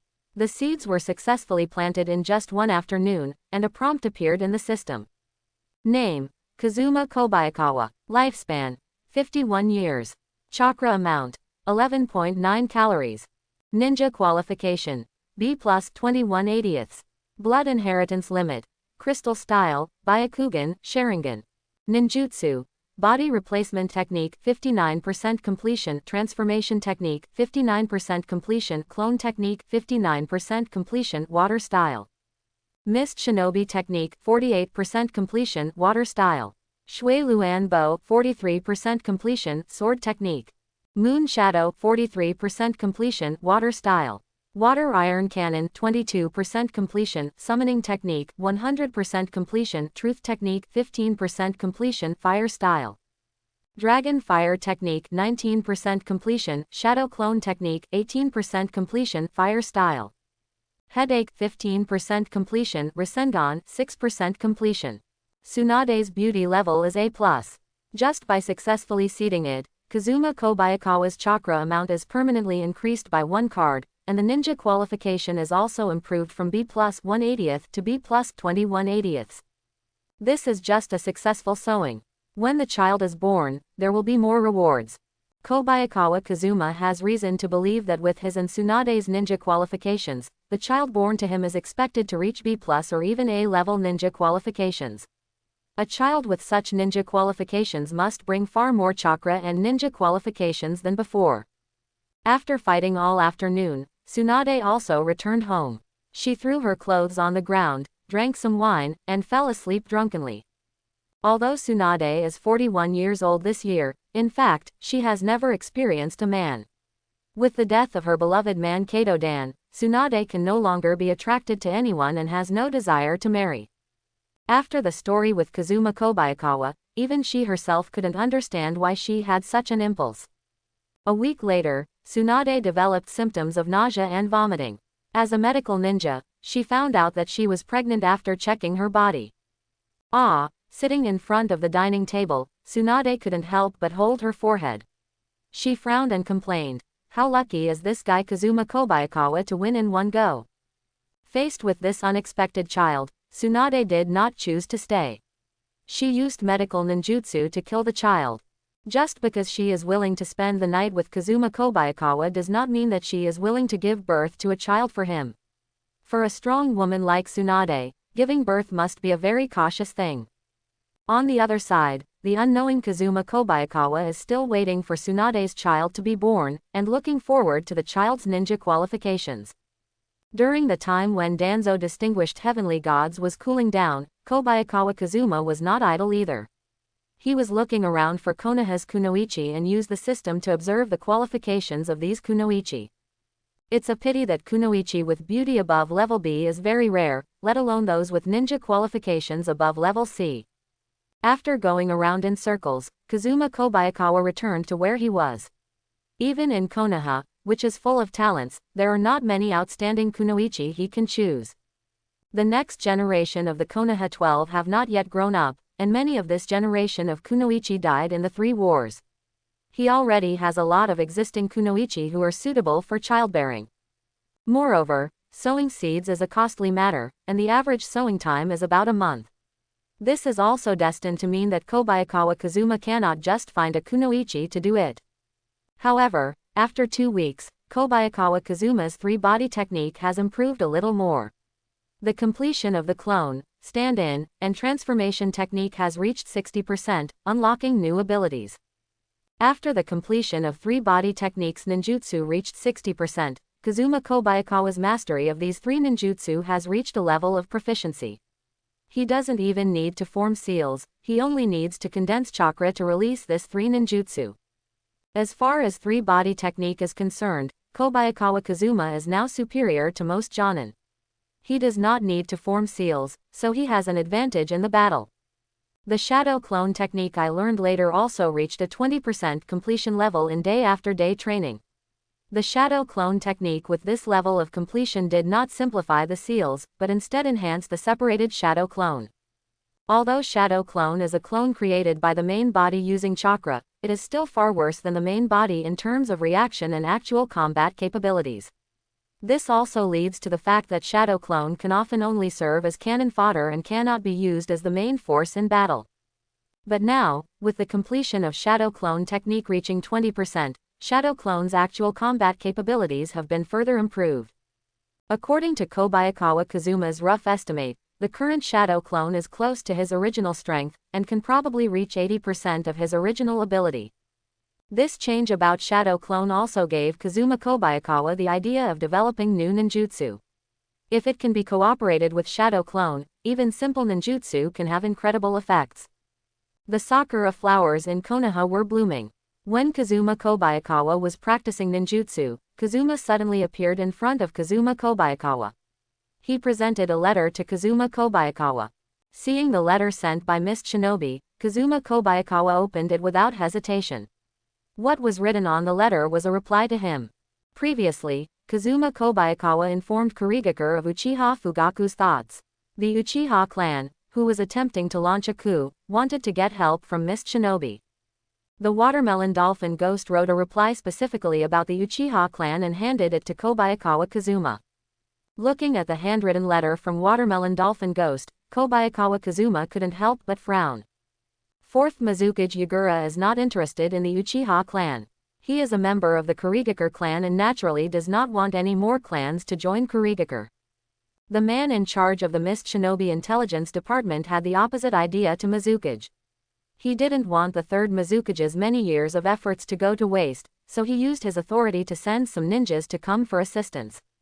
As for the person he was assisting, Kazuma Kobayakawa didn't even need to think too much to know that it was of no use at all. You know, in the ninja world view, strength is everything. A cage-level strongman can face the siege of multiple jonin at the same time without losing. The strength of Tendo Pain can even destroy Konoha village with a single ninjutsu. As it stands now, unless Mist Shinobi lets the 3 remaining 7 ninja swordsmen and Yagura take action at the same time, the Uchiha clan has a chance of a successful coup. Putting the letter away, Kobayakawa Kazuma returned to the process of searching for kunoichi. After about 2 weeks, Kazuma Kobayakawa met Hoshigaki Kisame, who came to Konoha to support him. As the most capable person under Suikoden Oni, Hoshigaki Kisame can also be regarded as a colleague of Kazuma Kobayakawa. In Hoshigaki Kisame's case, the orders of the Watermelon Dolphin Ghost are far more effective than those of Mizukage. Long time no see, Kazuma Kobayakawa. In the archives room, Hoshigaki Kisame took off the special Anbu mask on his face and said hello to Kazuma Kobayakawa. Apparently, Hoshigaki Kisame sneaked into Konoha village alone. Facing the heavily guarded Konoha, only ninjas of Jonin's level can come and go freely. It has been another year since we last met, Kisame-senpai. Kobayakawa Kazuma smiled, and he asked directly to Hoshigaki Kisame, this time, how many people did the village send for the Uchiha clan's coup? It's a bit ridiculous to say that we, Mist Shinobi, haven't even been able to deal with the civil strife in our own village. Hoshigaki Kisame took a long breath and complained helplessly, I, the Jonin, will lead the team, plus 5 special Jonin and 10 Chunin. Quote. Kobayakawa Kazuma couldn't help but frown. He believed that this was the strongest lineup that the Watermelon Yamaguchi could send for the Uchiha coup. However, such a lineup is simply not qualified to face a behemoth like Konoha. To put it bluntly, just one weasel can wipe out this team in a short time. Mr. Kisame, do you really intend to faithfully carry out the order of Mr. Tsukuyomi? Kobayakawa Kazuma confirmed, helping the Uchiha clan complete the coup. This kind of order is almost the same as committing suicide. I must emphasize that the bounden duty of a ninja is to complete the mission. After hearing Kazuma Kobayakawa's words, Hoshigaki Kisame first denied Kazuma Kobayakawa's statement, and then explained, it is indeed difficult to help Uchiha's coup, but even if it cannot be completed, we will retreat in time. Kazuma Kobayakawa nodded and said seriously, we can only rely on us to judge these matters. He began to wonder about the thoughts of the watermelon dolphin ghost. Even if he couldn't watch the third Mizukage Ghost Age's plan be destroyed, he shouldn't have sent people to die. Of course he had to carry out the mission of Watermelon Dolphin Demon, but Kazuma Kobayakawa had his own ideas on how to carry it out. After learning a lot of news from Kazuma Kobayakawa, Hoshigaki Kisame took advantage of the night to leave Konoha. For the next activities, he needed to rely on Kazuma Kobayakawa to deliver the news. When the Uchiha clan's coup begins, he will lead people to invade Konoha from the outside, causing Konoha to be attacked from both sides. Just when Hoshigaki Kisame had just left the exit of Konoha and was about to enter the forest, Hitaki Kakashi, who was Anbu, caught up with him. With the power of Sharingan, Kakashi can see farther and clearer than ordinary Anbu, which is why he was able to discover Kisame. Sneaking into our village, who are you? Kakashi asked coldly with a cold expression on his face. Oh, Konoha is really full of talents. I was so careful, but I didn't expect that I would be discovered by Anbu. Hoshigaki Kisame stopped and turned around, wearing a mask similar to Kakashi's. Hoshigaki Kisame has carried out several espionage missions and thought he was quite experienced in espionage missions. Unexpectedly, he was discovered by an Anbu from Konoha. You couldn't be the guy who helped Uchiha escape some time ago, right? Seeing Hoshigaki Kisame stop, Hitaki Kakashi asked the question again. During this period, too many things happened in the village, and Kakashi also had too many questions to ask. Helping Uchiha escape. What is that? Hoshigaki Kisame didn't know about Makoto's escape. It was run by Kazuma Kobayakawa from the beginning to the end. Even Kazuma Kobayakawa's immediate superior, Mizumo Yamatoki, didn't know that it was the Uchiha clan that fled Konoha. He only knew that the woman had a close relationship with Kazuma Kobayakawa. Although I don't know whether you really don't know or are unwilling to tell, as long as I catch you here and go back and torture you, everything will be clear. Kakashi did not underestimate the enemy. When faced with Hoshigaki Kisame, he just ripped it off. The mask on his face reveals the 3-Tomo Sharingan. Copy Ninja Hitaki Kakashi. Seeing the 3 Magatama, Hoshigaki Kisame immediately guessed Kakashi's identity and felt something bad in his heart. However, Hoshigaki Kisame does not think that he will lose to this kind of guy. His time to become Jonin is not much shorter than Kakashi. Moreover, Hoshigaki Kisame is very confident in his chakra and strength. Seeing Kakashi approaching with the teleport technique, Hoshigaki Kisame immediately drew his ninja sword and blocked Kakashi's kunai. When the ninja sword and kunai collided with each other, sending out several sparks in the dark forest, Hoshigaki Kisame was a little surprised. It was only the first time they fought, and he could tell that Kakashi's strength was extraordinary. In terms of physical skills, Kakashi was not inferior to him at all. Hoshigaki Kisame used his strength and crushed the kunai with his ninja sword. Kakashi took the opportunity to retreat backwards. As he retreated, he quickly formed seals with his hands. With the hand speed of being single for 20 years, the seals were already completed when he landed. Si, Wei, Shen, Hai, Wu, Yin, Fire Style. Great Fireball Technique. The red Great Fireball carried high temperature burning towards Hoshigaki Kisame. Hoshigaki Kisame couldn't help but feel shocked.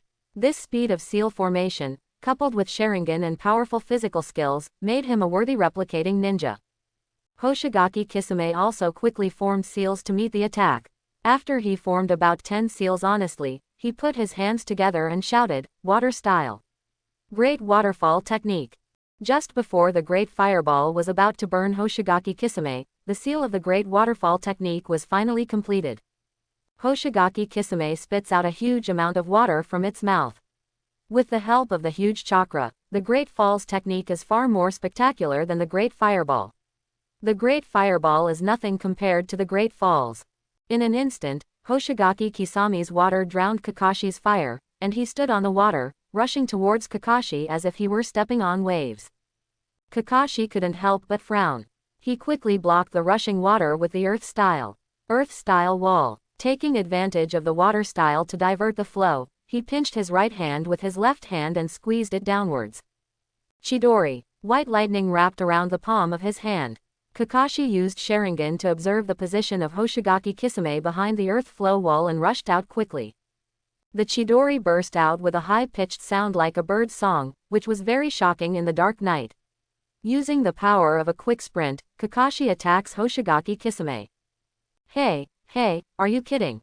With his combat experience, Hoshigaki Kisame could easily recognize the terrifying power of that ninjutsu. Ninjutsu of this level was definitely not something that ordinary people could block. The Chidori hit Hoshigaki Kisame's ninja sword, and in an instant, the ninja sword was pierced by the Chidori and broke directly. Hoshigaki Kisame turned his body and barely avoided the attack. However, his right arm was still pierced by the Chidori with a deep and long cut.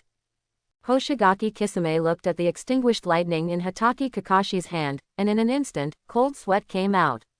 If it hit his body, he would probably die instantly. Tisk, did it miss again? Kakashi pulled back his palm, he stepped back, pulled away, took out the kunai from the ninja bag, and threw it at Hoshigaki Kisame. It's really scary, the copy ninja Hatake Kakashi, his strength is enough to serve as the 7 ninja swordsmen. Hoshigaki Kisame immediately evaluated Kakashi's ability. With his current strength, it was still too difficult to beat Kakashi. Seeing that there were new Anbu coming after him, Hoshigaki Kisame took out 2 smoke bombs from his ninja tool bag and fled quickly under the cover of the smoke bombs. Kakashi saw Hoshigaki Kisame escape, so he had to extinguish the Chidori he was preparing. Although Hoshigaki Kisame couldn't beat him, he couldn't catch up with him either, and neither of them could do anything to the other. The enemy shouldn't have run far, chase. Seeing the 2 Anbu following closely, Kakashi gave the order. That night, Kobayakawa Kazuma also took some time to sneak into Uchiha Masato's house.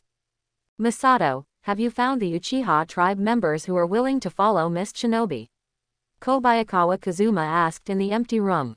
"Including me and Izumi, there are 5 people in total," Uchiha Masato answered truthfully. 5 people, enough. Kobayakawa Kazuma nodded. He was very satisfied with Uchiha Masato's efficiency. It was not easy to win over 5 people in secret. More importantly, among these 5 people, there is Uchiha Izumi. "I will take you away from Konoha in a month. Remember, after arriving in Kurigakure, do not reveal the identity of the Uchiha clan. You are just ordinary rebels of Konoha," Kobayakawa Kazuma said. "The current Mist Shinobi is still in charge of Yagura. If the blood limit is exposed, it is likely to cause unnecessary trouble." "Yes," Uchiha Masato agreed. Kobayakawa Kazuma also began to arrange Uchiha Masato's escape plan. Compared with the last Makoto escape plan, this time there are more people in weaker strength, so it will be more troublesome to escape. Moreover, among the people who escape this time, there must be Uchiha Akatsuki. Kobayakawa Kazuma is still relatively concerned about his women and children. Since the coup of the Uchiha clan is about to come, Akatsuki must not stay here.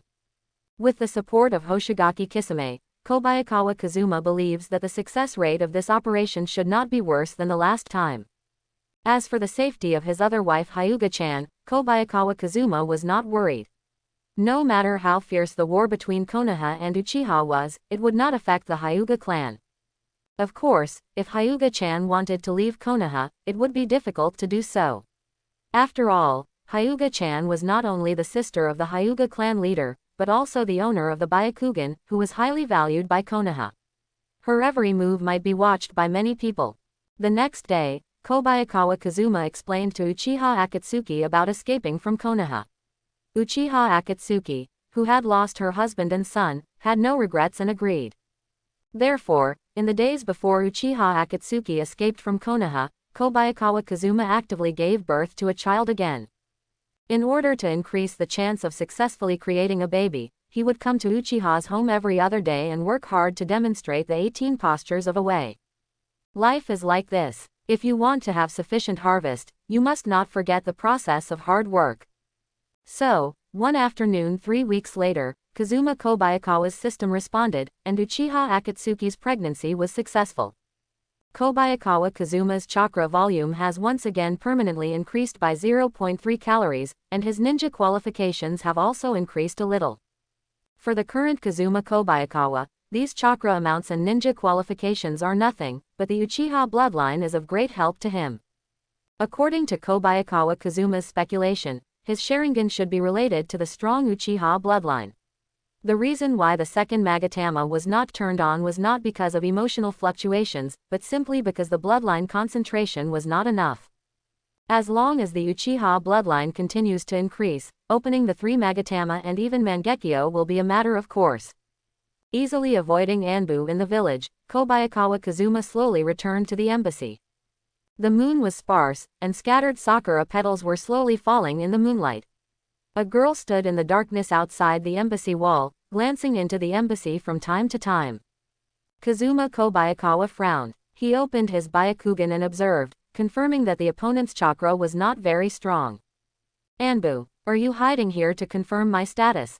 Kobayakawa Kazuma hesitated slightly. He took out the kunai from his ninja bag and used the teleportation technique to come to the girl. With the kunai in his hand pressed against the girl's throat, Kobayakawa Kazuma didn't give the girl any time to react. Disciple of Orochimaru, what are you doing here?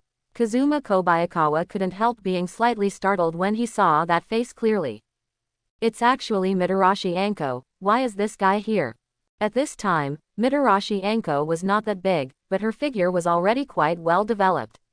Compared to women like Tsunade and Uchiha Makoto, although her beauty was not as good, she was a little more youthful and hazy.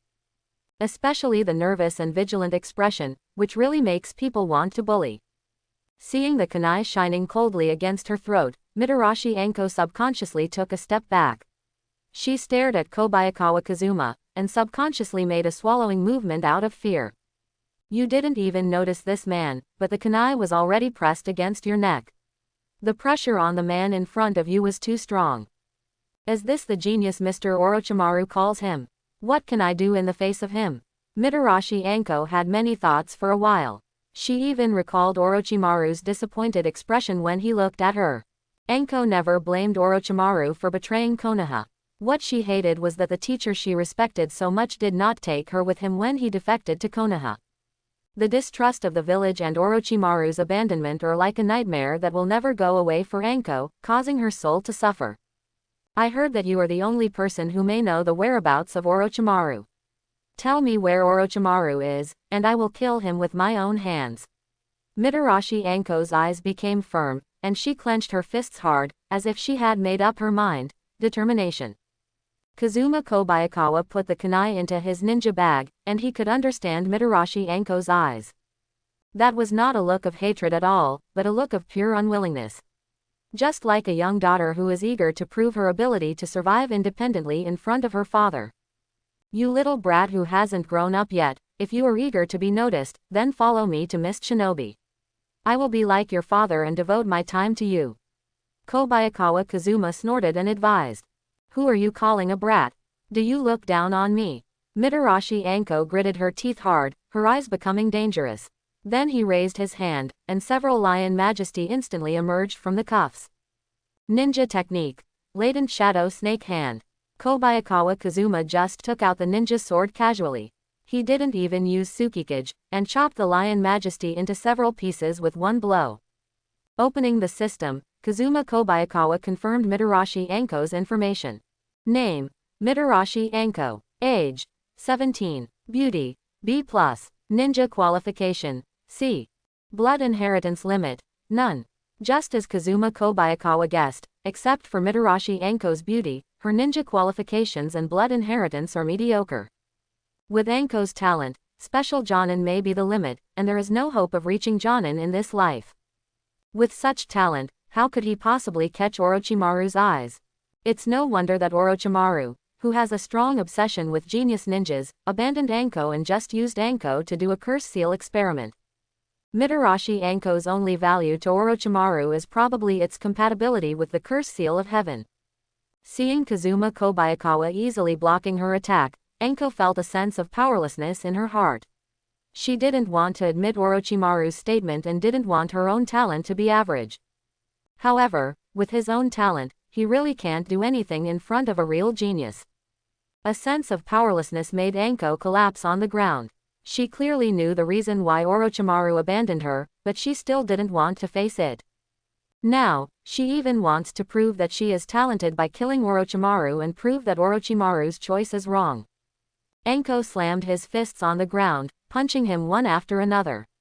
Until the flesh and blood are blurred, blood and flesh are splashed out. Why do I only have this talent? Kobayakawa Kazuma allowed Anko to go crazy. He didn't bother to pay attention to the other party. He didn't extend an olive branch again until he was tired of watching the other party vent. If you want to become a Jonin, if you want to prove to Orochimaru that you are not a worthless waste, then follow me. Without waiting for Anko's reply, Kobayakawa Kazuma returned to the embassy and went to rest. Mitarashi Anko's anomaly was quickly discovered by Anbu on patrol, and was then forcibly taken away by Anbu. After Orochimaru's defection, Anko has become Anbu's focus. The next day, Kazuma Kobayakawa called Terumi-mei in front of him and talked about something while having breakfast. The little girl who watched her grow up has now become a graceful woman. Terumi-mei's beauty is far more beautiful than her sister Terumi's beauty. Ming, Konoha is no longer safe now. I hope you can return to Kurigakure. This can be regarded as a kind of protection for you. Brother Kazuma, do you think I'm a burden? Terumi-mei looked up at Kazuma Kobayakawa and asked coldly. Ming, you are very talented as a ninja. If you are allowed to use the blood inheritance limit, you will surpass me in a short time. Kurigakure is currently in the middle of a war. My wives, Nympho, Misato, and you are still in Kurigakure. I hope you can protect them. Seeing Terumi-mei's strong reaction, Kobayakawa Kazuma changed his mind. Terumi-mei hesitated slightly. She patted the table and emphasized, since it is Brother Yijun's request, of course I will not refuse, but I don't want you to bear everything. There are some things that Ming can help you with, even if it is Ming also hopes to help you with the painful thing of producing offspring. Kobayakawa Kazuma couldn't help but laugh. Has the little girl back then become so responsible? Brother is very pleased. Kobayakawa Kazuma patted Terumi-mei on the head. For the sake of the Terumi clan, Terumi-mei should do some things and not treat each other as children all the time. Because he was a relative of Kazuma Kobayakawa, there was little hindrance in sending Terumi-mei away from Konoha. In just 1 week, Terumi-mei was on the ship returning to Mist Shinobi. After Terumi-mei left, Kazuma Kobayakawa's behavior became more unrestrained. Now, the embassy's mission is coming to an end, and the Uchiha clan's coup is coming. Kobayakawa Kazuma believes that he will not stay here for too long. It will be 1 or 2 years at most before it is time to leave. I hope that before leaving, Tsunade and her child will be born, and my ninja qualifications will reach a level. In a blink of an eye, it was time to transfer Uchiha. Kobayakawa Kazuma himself was sitting in his room, flipping through documents in order to distance himself from this operation. His 2 shadow clone left the village last night and were assisted by Hoshigaki Kisame. Under the setting sun, on a mountain not far from Konoha, 2 shadow clones, Hoshigaki Kisame and Kobayakawa Kazuma, met. Is it really worth spending so much effort to transfer a few rebellious ninjas from Konoha? Hoshigaki Kisame chuckled. He didn't believe Kazuma Kobayakawa would spend so much effort on something useless, so he asked, the target of this transfer, could it be the Uchiha clan? Yes, but Mr. Kisame, you also know the current policy of the village. I don't want their identities to be exposed to avoid being hunted down. Shadow Clone replied. HMPH, you reported the mission, and I can at best pretend that I don't know anything. However, Mr. Watermelon Dolphin Demon will also suspect that your trick can't be concealed from many people. Hoshigaki Kisame looked at Konoha village in the distance. A gust of wind blew by, and the grass beneath my feet undulated like waves. You don't have to hide it for too long, the time is about to come. Kobayakawa Kazuma put on a mask. In the blink of an eye, it was completely dark. Under the leadership of two Chunin, several people from the Uchiha clan sneaked out of the village. Kobayakawa Kazuma and Hoshigaki Kisame were lurking in the dark to protect the team. From Kobayakawa Kazuma's eyes-rolling perspective, 3 people were quietly following the group, which should be Konoha Anbu. These 3 people did not show up immediately, probably because they wanted to follow the team to find out the mastermind behind the scenes. Seeing that the matter had been exposed, Kobayakawa Kazuma no longer planned to hide himself. He quickly formed seals and bulged his mouth. Fire style. Dragon fire technique. What is this guy Kobayakawa planning to do? Hoshigaki Kisame was attracted by the high temperature in the air. He looked at the position where Kazuma Kobayakawa was ambushing in surprise. A fire dragon had begun to take shape. Immediately, the formed fire dragon transformed into a straight line and thrust towards the distance, plunging into the crown of the giant tree beside the road and igniting the crown. Among the big trees, a guy with a Sharingan and 2 guys wearing Anbu masks spread out. It was Hatake, Kakashi and Anbu. Apparently, these 3 are an Anbu squad. Seeing the 3 people blasted out by the dragon fire technique, Hoshigaki Kisame couldn't help but be slightly startled. The people he hadn't even been able to discover were discovered so easily by Kazuma Kobayakawa. Moreover, Kazuma Kobayakawa who was present was just a shadow clone. It seems that Kobayakawa Kazuma has made amazing progress in the past few years since he came to Konoha. Don't hold back, just kill the 3 of them here. Kazuma Kobayakawa and the 2 shadow clone immediately rushed out and rushed towards Kakashi, the strongest in the team. Hey, it seems that there is a master in the team this time. Kakashi's Sharingan turned and found someone rushing towards him, and immediately shot 3 kunai. The 2 shadow clone kicked each other in the air and easily dodged the kunai with their strength. Seeing that the physical skills of the 2 were not inferior to his own, Kakashi began to gather Chidori in the air, intending to deal with the 2 guys in front of him as soon as possible. Chidori. Accompanied by the sound of birdsong, Kakashi also landed firmly on the ground. He ran out quickly, and his speed suddenly increased, almost leaving an afterimage. Be careful, that ninjutsu is very strong. Hoshigaki Kisame couldn't help but remind Kobayakawa Kazuma. In the previous fight with Kakashi, Hoshigaki Kisame suffered a big loss from Chidori. That ninjutsu is a unique technique that can kill the enemy with one blow. Now that Kobayakawa Kazuma has appeared, Hoshigaki Kisame has also emerged from hiding. He drew his ninja sword and rushed towards the other 2 Anbu outside Kakashi. After all, he is Jonin who has been famous for many years. In just one encounter, Hoshigaki Kisame seriously injured an Anbu. HMPH. It's too late to remind him now. Kakashi had already locked one of the shadow clone with Sharingan. He raised his right hand and stabbed the Chidori into Kazuma Kobayakawa's heart. This blow was inevitable. However, just as he was about to get close, he saw a chakra ball condensed in Kazuma Kobayakawa's hand. The chakra ball was spinning, just like teacher Minato's Rasengan. Yes, that jutsu is Rasengan. In Kakashi's impression, only Jiraiya and Minato know advanced ninjutsu. The Rasengan in Kobayakawa Kazuma's hand faced Kakashi's Chidori.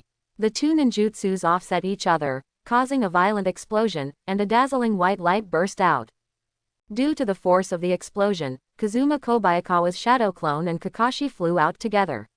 Later, the shadow clone was forced to be released, but Kakashi was also seriously injured.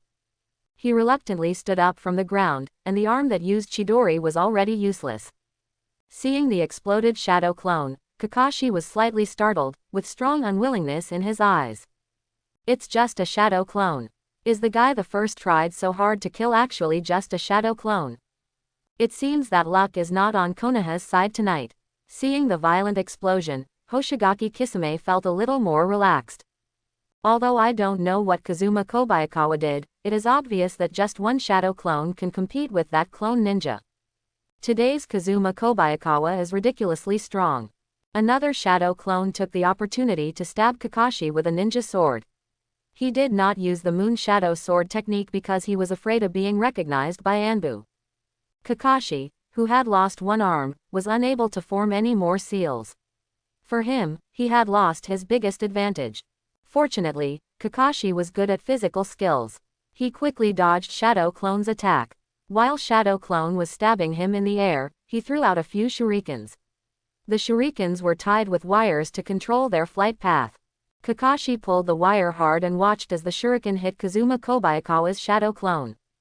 Muji body replacement technique. Kakashi was once again shocked by the sight in front of him. After knowing how to use Rasengan's Shadow Clone, even Muji ninjutsu appeared. Just before the shuriken hit, the man replaced the main body with a wooden stake, and the main body used the teleportation technique to come behind Kakashi. The ninja sword slashed down, splashing a series of blood lines. Kakashi turned around in the air, so that the ninja sword missed the vital point and only cut a deep wound on the back with bone visible. It seems that your legend ends here. Kazuma Kobayakawa approached Kakashi again, and stabbed Kakashi's right eye with the Chunin sword in his hand. Kakashi's life or death doesn't matter, but Kobayakawa Kazuma wants to try to destroy Obito's Sharingan. Although he really wanted to get the Sharingan, it would be better to destroy it here instead of letting Obito gather the double Kamui. Kobayakawa Kazuma's strength does not rely on Sharingan. Rather than letting Sharingan stay and become a hidden danger, it is better to destroy it here and avoid unpredictable changes in the subsequent fight against Obito. Kakashi was slightly startled. This was the first time he saw someone coming for Sharingan. Before he could dodge, the shadow of the knife flashed past, and a black crack appeared in front of his eyes. Vision blurred. How could we meet such a guy? He is simply ridiculously strong. Knowing that he was no match, Kakashi hurriedly threw a smoke bomb, and under the cover of the smoke bomb, he was able to escape. Kazuma Kobayakawa opened his Byakugan again. Although this shadow clone only has 1/3 of the chakra of the original body, the blood successor limit is the blood successor limit. Under Bai Yan's observation, the smoke bomb was simply a decoration.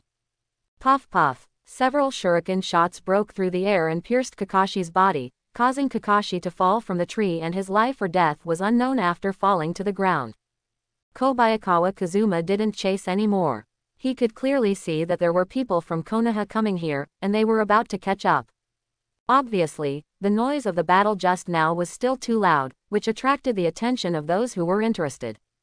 Let's go. Seeing that the person he wanted to send had already fled, Kazuma Kobayakawa greeted Hoshigaki Kisame. It's so neat. Hoshigaki Kisame waved his Chunin sword and opened a hole in the body of the only remaining Anbu. He stopped paying attention to the other person. He dropped the smoke bomb and turned around to escape with Kazuma Kobayakawa's shadow clone. I really didn't expect that Kazuma Kobayakawa would now face the copy ninja Hatake Kakashi without expending much effort. He only sacrificed a shadow clone and killed this famous copy ninja in the ninja world. Chapter 91. After dealing with the Anbu who was chasing them, the next thing was relatively easy. Hoshigaki Kisame and Kobayakawa Kazuma escorted Uchiha to escape, bypassing Konoha's pursuit. The Land of Fire had no other power to stop this escaping team. Kobayakawa Kazuma, who stayed in the embassy, was still busy as usual. He was looking for female ninjas while waiting for Tsunade to give birth. Since Tsunade became pregnant, Kobayakawa Kazuma has not seen Tsunade. He knows that having a child requires patience. When the child is born, it will be his time to reap the reward.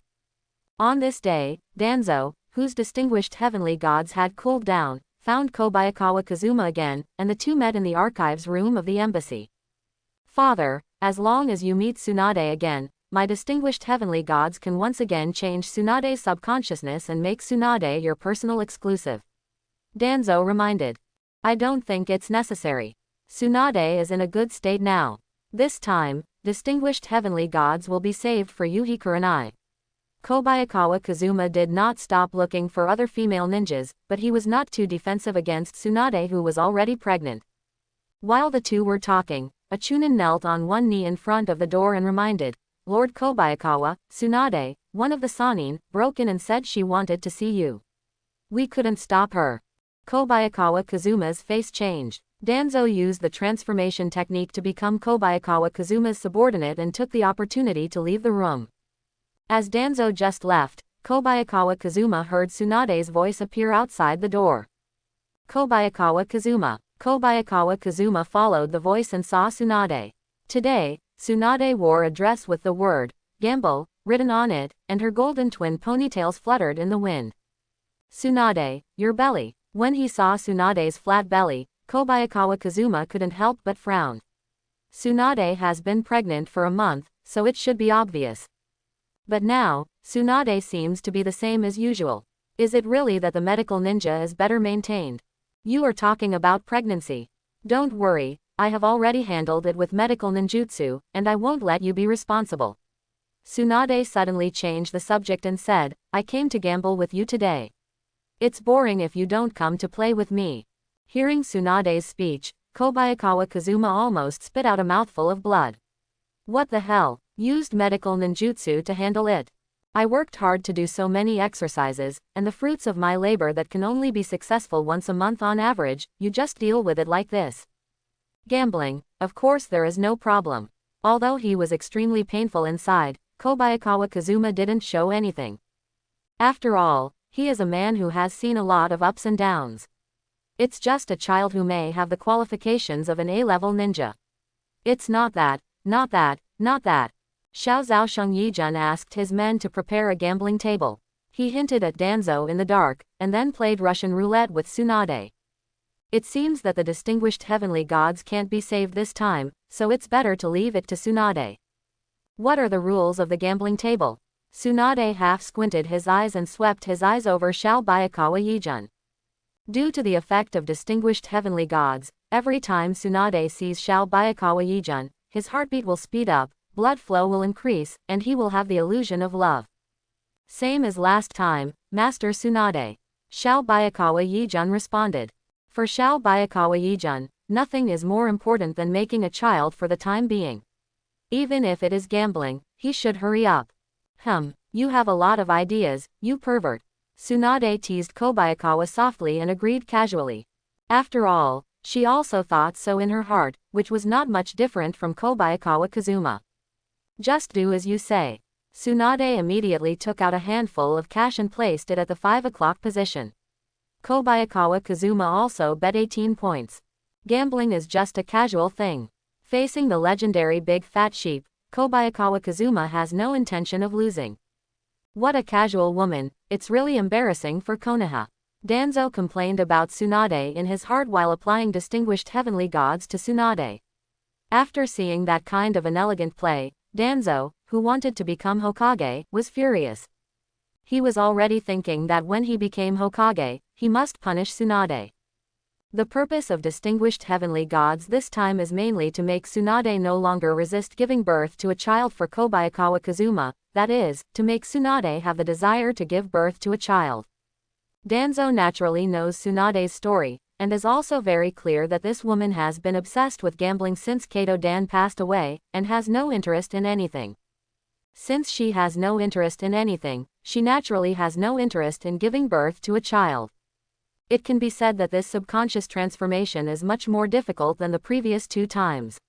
Friendship and lust are things that Tsunade originally has, and it is not difficult to impose them on Kobayakawa Kazuma. But for the desire that is already very weak, if it is forced into the mind, it is very likely to be discovered, and even cause strong resistance from the other party, so it must be done slowly. Like last time, Kobayakawa Kazuma quickly defeated Tsunade, and a hearty battle began. It was another 3-hour battle. Kobayakawa Kazuma walked out of the battlefield with 2 legs shaking, and went back to the room and lay down. What's going on? Looking at the prompt on the system panel, Kazuma Kobayakawa was confused. Tsunade is pregnant again. Kazuma Kobayakawa frowned. It is said that when a woman's body likes another man's genes very much, it will be particularly easy to get pregnant, similar to the situation of giving gifts to open a back door in reality. Could it be that Tsunade and I have a good physical compatibility? Kazuma Kobayakawa patted his head and seemed to have come up with the answer. Tsunade's pregnancy again permanently increased Kazuma Kobayakawa's chakra volume and part of his ninja qualifications by 0.5 calories. Now Kazuma Kobayakawa's ninja qualifications have finally become B+, 2/5, and he has taken another small step towards A-level ninja qualifications. However, this slight improvement is nothing to Kazuma Kobayakawa. The bonus of having a child is the big one, and that is what he cares about most. After a short rest, Kobayakawa Kazuma called Danzo, who was lurking in the dark, into the room and asked, "Son, was the distinguished heavenly gods applied successfully today?" "Overall, it was successful, but as I said before, my distinguished heavenly gods can only change people's subconsciousness. Tsunade is very powerful and it is not so easy to change. Whether or not to give birth to this child depends on Tsunade's personal thoughts." Danzo answered truthfully. "That's enough. You go back and rest first. I'll call you if there's anything else." Kobayakawa Kazuma nodded. Danzo has tried very hard. Even if he is anxious to let Tsunade give birth, he can't go against the objective law. "Yes, father." Danzo flashed and left the embassy. With the departure of Danzo and Tsunade, Kobayakawa Kazuma also began to do the aftermath. Although he didn't know when the Uchiha clan's coup began, it was obvious that it was in the past 2 years. Once the coup began, whether he wanted to or not, leaving Konoha became inevitable.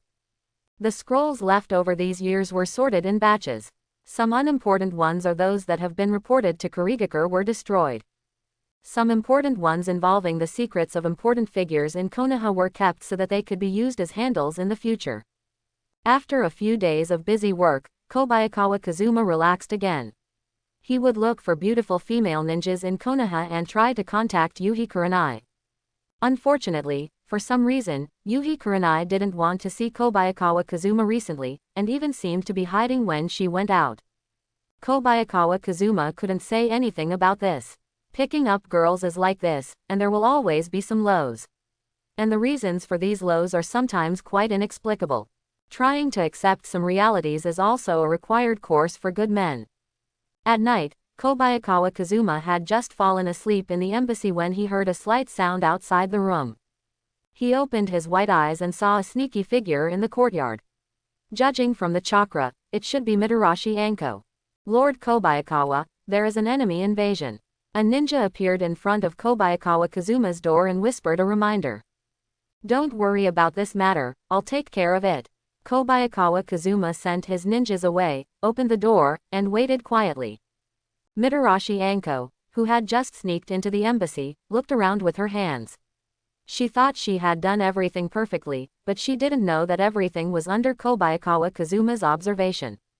"Tonight, we must force that guy to spit out the whereabouts of Orochimaru." Mitarashi Anko's eyes were firm. She squatted down by the wall and used the shadow of the wall to cover her figure. The moonlight was bright, and sakura petals fell down. Anko bit her finger and made a few seals. Summoning technique. A small green snake was summoned, constantly spitting out its tongue, as if looking for something. "Find the person with the largest amount of chakra here." Mitarashi Anko gave an order to the summoning beast. After receiving the order, the little snake meandered forward and moved all the way to the back of the embassy. Suddenly, a kunai flew out and pierced the snake's tail, making the little snake unable to move and forced to release the summoning technique. Mitarashi Anko looked up in surprise at the position where the kunai flew. The figure in front of her suddenly disappeared, and her right hand was already bound. Feeling the cold touch of kunai on his neck, Mitarashi Anko couldn't help but shrink his pupils. The action had already failed before he saw Kazuma Kobayakawa. "You came to me so late to sleep with me, right?" Kobayakawa Kazuma was a little bored. Although it was reasonable for him to do Anko here, he had no interest in this kind of thing. After all, whether you are pregnant or have a baby, it is not something that happens overnight. Simply releasing your desires will only affect your reputation. Kobayakawa Kazuma, "You guy, you really know the whereabouts of Orochimaru." Anko's voice was a little cold, she managed to calm down and emphasized, "Tell me, I can promise not to disturb you again in the future." Kobayakawa Kazuma couldn't help but sigh. It seemed that Orochimaru's abandonment had a great shadow on Anko. It's no wonder that even after being abandoned for more than 10 years, Anko still couldn't forget Orochimaru, and even when he saw Orochimaru, he did not hesitate to use the ninjutsu to kill him. For Anko, Orochimaru is both a teacher and the person she admires most. Being abandoned by Orochimaru is probably a nightmare that Anko will never be able to escape. "I won't tell you the whereabouts of Orochimaru because you are too weak and will be killed by him." Kobayakawa Kazuma made some nonsense. Then, he changed the subject and suggested, "Let's do this. I'll wait for you. God can defeat my shadow clone, I will tell you the whereabouts of Orochimaru." Kobayakawa Kazuma immediately formed a seal, and a moment later, 10 shadow clone appeared out of thin air. He then disarmed the remaining shadow clones, leaving only one of them. However, even so, the amount of chakra of this shadow clone is slightly stronger than that of Jonin Kakashi, and the physical skills are still 80% of Kazuma Kobayakawa's level. "That's what you said." Mitarashi Anko confidently used the latent snake hand on shadow clone. Although shadow clone has the chakra of the main body, its combat prowess is far inferior to that of the main body. Even after being abandoned by Orochimaru, Mitarashi Anko was still proud of being a disciple of Sannin, a shadow clone, which she certainly didn't take seriously. Shadow clone just flashed, and then knocked Anko to the ground with a punch. "I'm going to rest first. If you are interested, you can come every day. I welcome you at any time." Kazuma Kobayakawa left Shadow Clone to play with Anko, and he himself returned to the room to sleep. He knew very well that as long as Anko often appeared outside the embassy, it would not be long before he would be ostracized by Konoha. Abandoned by Orochimaru and then abandoned by Konoha, Anko didn't have many options left. It's only a matter of time before you become your own plaything. Anko wiped the bloodline from the corner of his mouth, then stepped forward and punched Kobayakawa Kazuma hard. Until it was dark, Anko was still unable to hit the shadow clone. After all, Kobayakawa Kazuma's shadow clone can also face off against Kakashi. It is naturally easier and more enjoyable to deal with a Chunin of Anko's level. Anko was so tired that she collapsed on the ground. She was breathing heavily and looking at the dim light in the sky. After a night of exercise, her clothes were soaked with sweat, and her chest heaved with heavy breathing. "Your strength does need to be strengthened, but I take back what I said before. You are not without ninja talent." Shadow Clone comforted Anko and then exploded into a ball of white mist. At dawn, the Shadow Clone was automatically released. Anko, who was lying on the ground, subconsciously raised the corners of her mouth. As a disciple of Orochimaru, one of the Sannin, she usually only felt Orochimaru's harshness. This time, Kazuma Kobayakawa admitted her merits. "You have good taste, Miss Shinobi Guy." Mitarashi Anko looked at Kazuma Kobayakawa's room and responded to what Shadow Clone said. "I haven't felt this way for a long time, this feeling of being recognized." After resting for a while, Anko walked out of the embassy and returned home. Next, Mitarashi Anko's schedule became regular. She fought against Kazuma Kobayakawa's Shadow Clone every night, and then went home to rest until dawn. Shadow Clone was merciless to Anko. After fighting almost every day, Anko would have 1 or 2 bruises on his body. However, in terms of words, Shadow Clone adopted an encouraging approach. Anko can feel her rapid progress. Since she started playing against Kazuma Kobayakawa, she can even feel the joy she has not seen for a long time. This was something she had never experienced before when she followed Orochimaru. In the blink of an eye, this happy day has passed for a month. Mitarashi Anko has grown through training and his strength has steadily improved. However, the upper limit of Mitarashi Anko's qualifications is there. No matter how hard he works, in the eyes of Kazuma Kobayakawa, it is nothing more than that. As night fell, Mitarashi Anko left her home and ran towards the embassy under the cover of darkness. Even though she was always beaten black and blue, she still looked forward to training every night. "I haven't been so happy for a long time since I became Orochimaru's disciple." Anko held the pendant around her neck tightly. Regarding yesterday's battle, she came up with a way to defeat Kazuma Kobayakawa's sword skills. I wonder what kind of expression Kobayakawa Kazuma would have when he saw his progress these days. Surprised or pleased? Suddenly, a ninja wearing an Anbu mask fell in front of Mitarashi Anko, blocking Anko's way.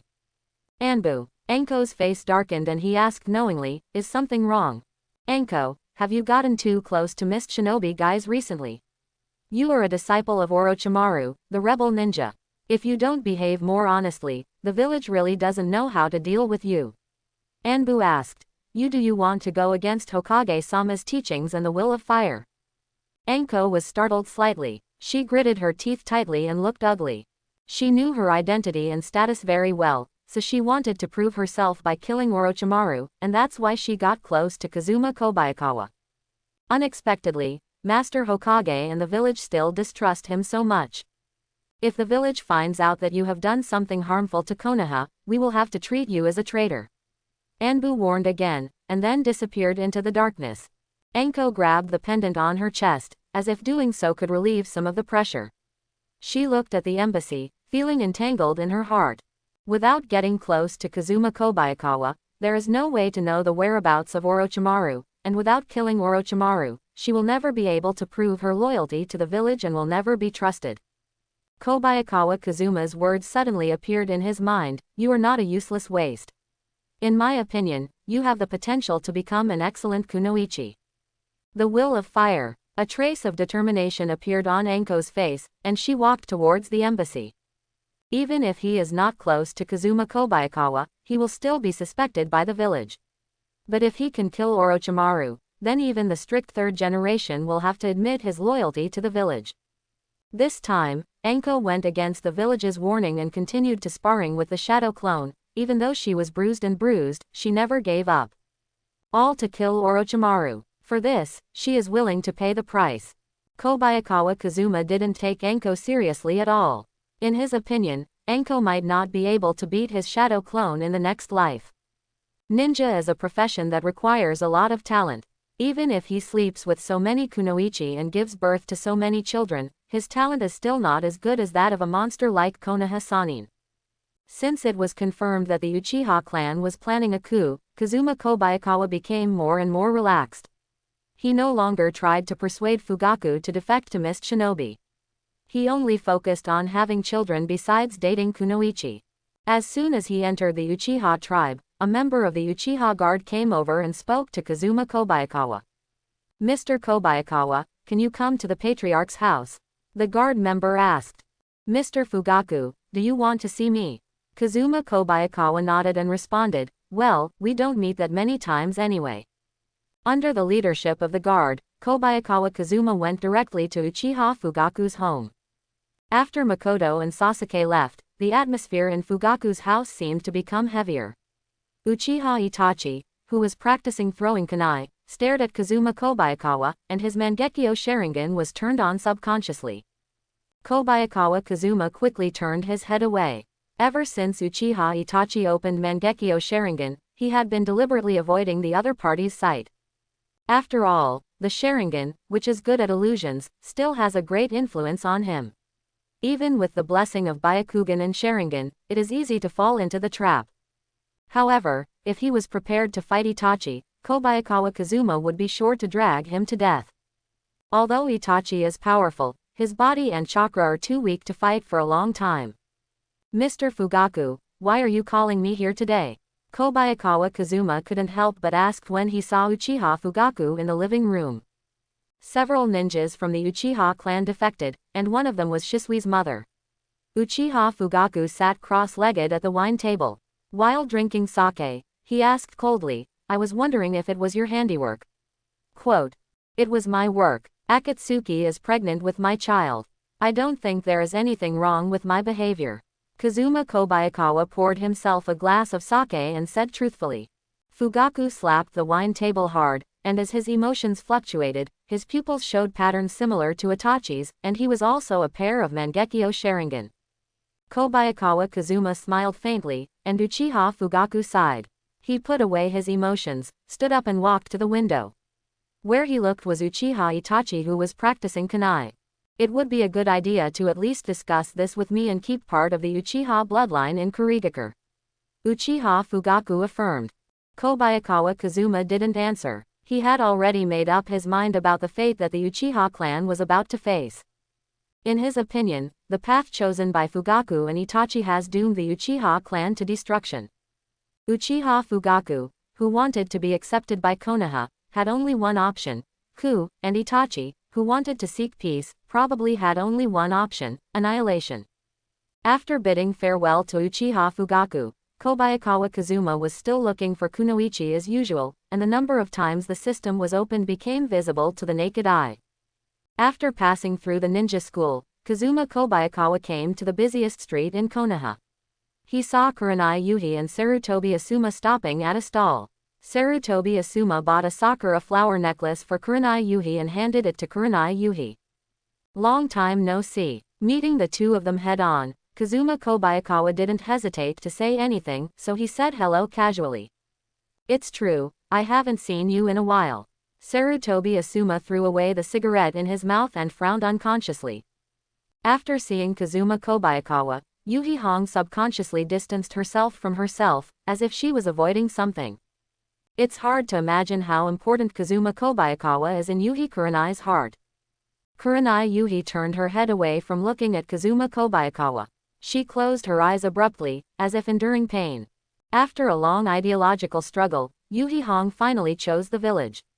She firmly believes that personal feelings can be forgotten over time, but the village that her father swore to protect to the death is the inheritance of the will of fire, and she will never give up.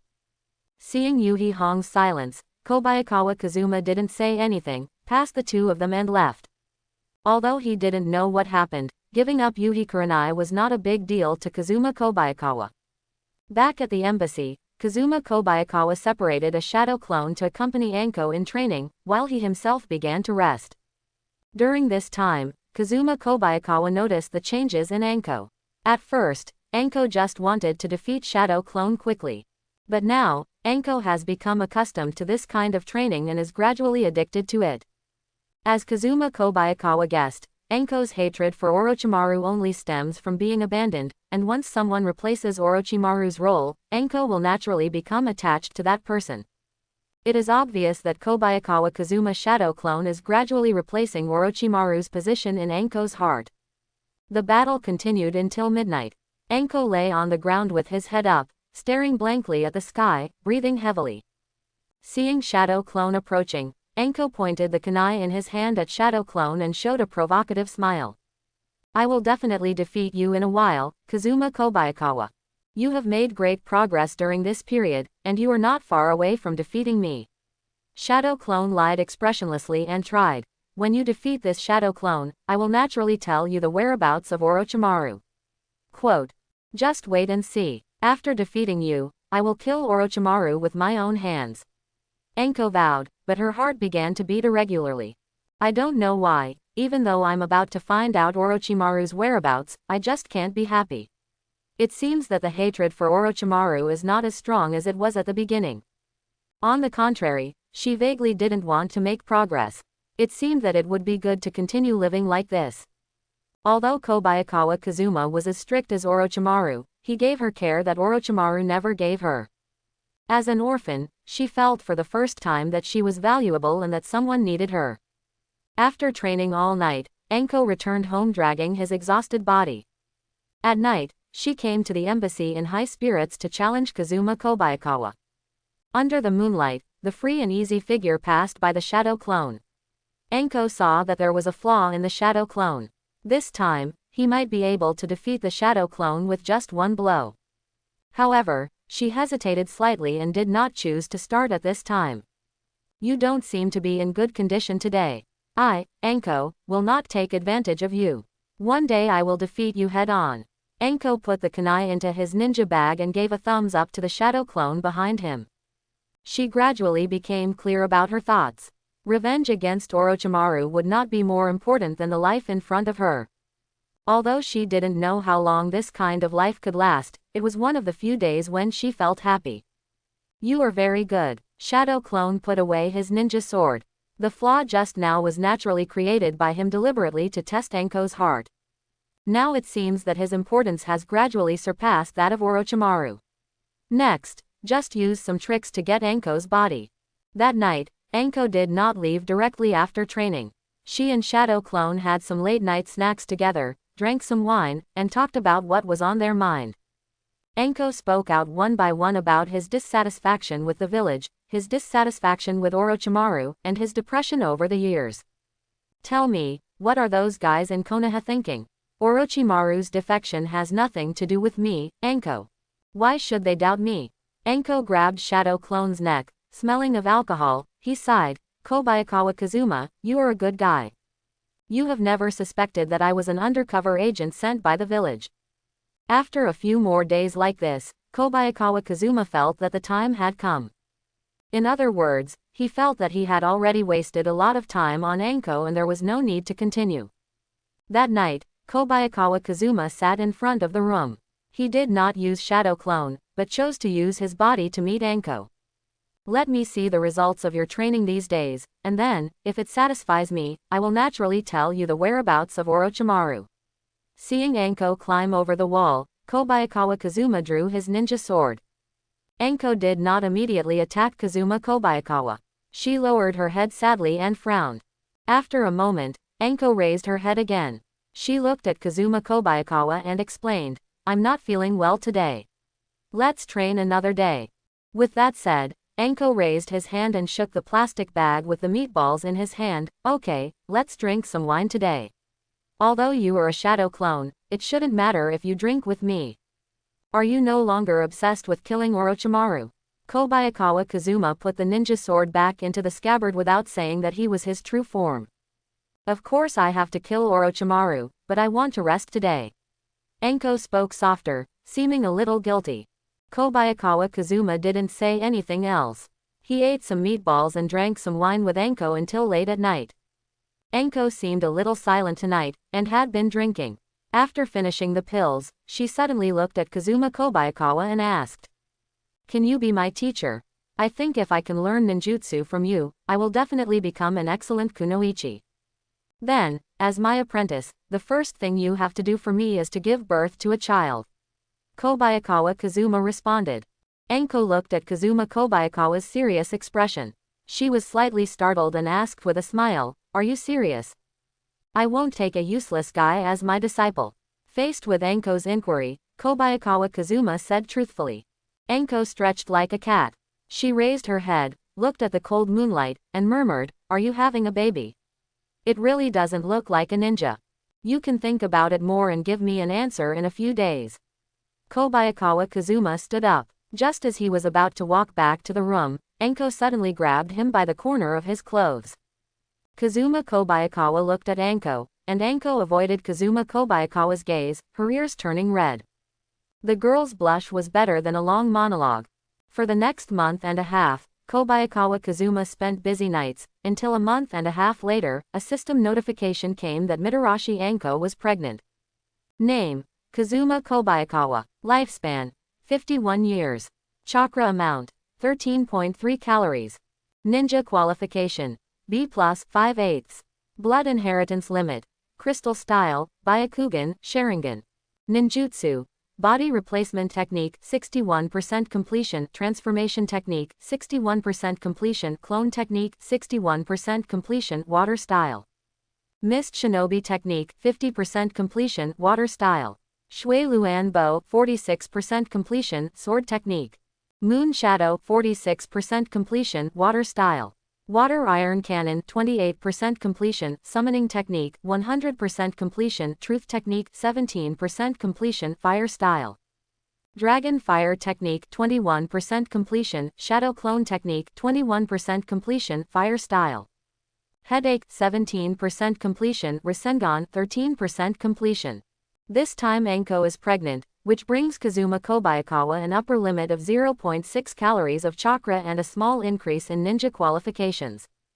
The current Kazuma Kobayakawa's ninja qualifications are close to a level, and he is extremely close to the Konoha Sannin in terms of qualifications. In addition, he also has the three major blood inheritance limits of Crystal Style, Sharingan and Byakugan. In terms of actual combat ability, he far surpasses Hatake Kakashi, who is known as the copying ninja. If the current Kobayakawa Kazuma were to face Uchiha Makoto, he would be quite sure to defeat the opponent. Moreover, this is far from Kobayakawa Kazuma's upper limit. When Akatsuki, Tsunade and Anko's children are born, he is sure to reach the A-level qualification. After reaching A-level ninja qualifications, mastering the S-level Flying Thunder God technique, or developing the Rasengan, Kobayakawa Kazuma will have mastered 2 S-level ninjutsu at the same time. By that time, even if you confront Yagura head-on, you will be quite confident. In the past few years since he came to Konoha, Kobayakawa Kazuma has always been pushing himself. He has always been on the road to becoming stronger and has never given up. Following the success of sowing seeds, Kobayakawa Kazuma gained a disciple named Mitarashi Anko. As for Kobayakawa Kazuma, a disciple, the first thing he did after becoming a disciple was to raise his child with peace of mind. Afterwards, Kobayakawa Kazuma met Mitarashi Anko from time to time. After telling Anko to raise the fetus, he began to teach him some ninjutsu. On this day, Kobayakawa Kazuma was practicing shadow clone technique in the embassy. Chunin and Nozomi suddenly appeared in front of him, presenting a letter in his hand. Kazuma Kobayakawa opened the letter, and Hoshigaki Kisami's handwriting appeared in front of him. After reading the content of the letter, Kobayakawa Kazuma couldn't help but frown. The Uchiha clan's coup was about to begin. At night 2 months later, the Uchiha clan guards will gather all their strength and attack the Hokage building from the Uchiha clan. At that time, Hoshigaki Kisame will also lead Mist Shinobi to invade Konoha village, and the destination is also the Hokage building. As for Kobayakawa Kazuma, his mission was to join Hoshigaki Kisame a week before the coup, and then rely on his familiarity with Konoha to secretly help Kisame and others deal with Konoha's Anbu without revealing their identity. After reading the letter, Kobayakawa Kazuma burned the letter paper. He was quite upset. Time waits for no one, and now, he can no longer wait for the birth of his 3 children, nor can he wait for the day when he learns S-level ninjutsu. The Mist Shinobi Embassy in Konoha is about to lose its due role. Once the war begins, the relationship between Konoha and Mist Shinobi will fall to a freezing point again. However, Kazuma Kobayakawa still had a little bit of luck, and he vaguely began to expect the Uchiha to exterminate the clan. Once the Uchiha clan is wiped out early, his and Hoshigaki Kisami's mission will be meaningless and will have to end in failure. In the afternoon, Kobayakawa Kazuma made an appointment with Tsunade to gamble. Looking at Tsunade's slightly bulging belly, Kobayakawa Kazuma felt much more relaxed. It seems that Danzo's distinguished heavenly god still works. This time, Tsunade did not choose to abort the child. For this child, Kobayakawa Kazuma has strong expectations. His ninja qualifications are B+, while Tsunade's ninja qualifications are A.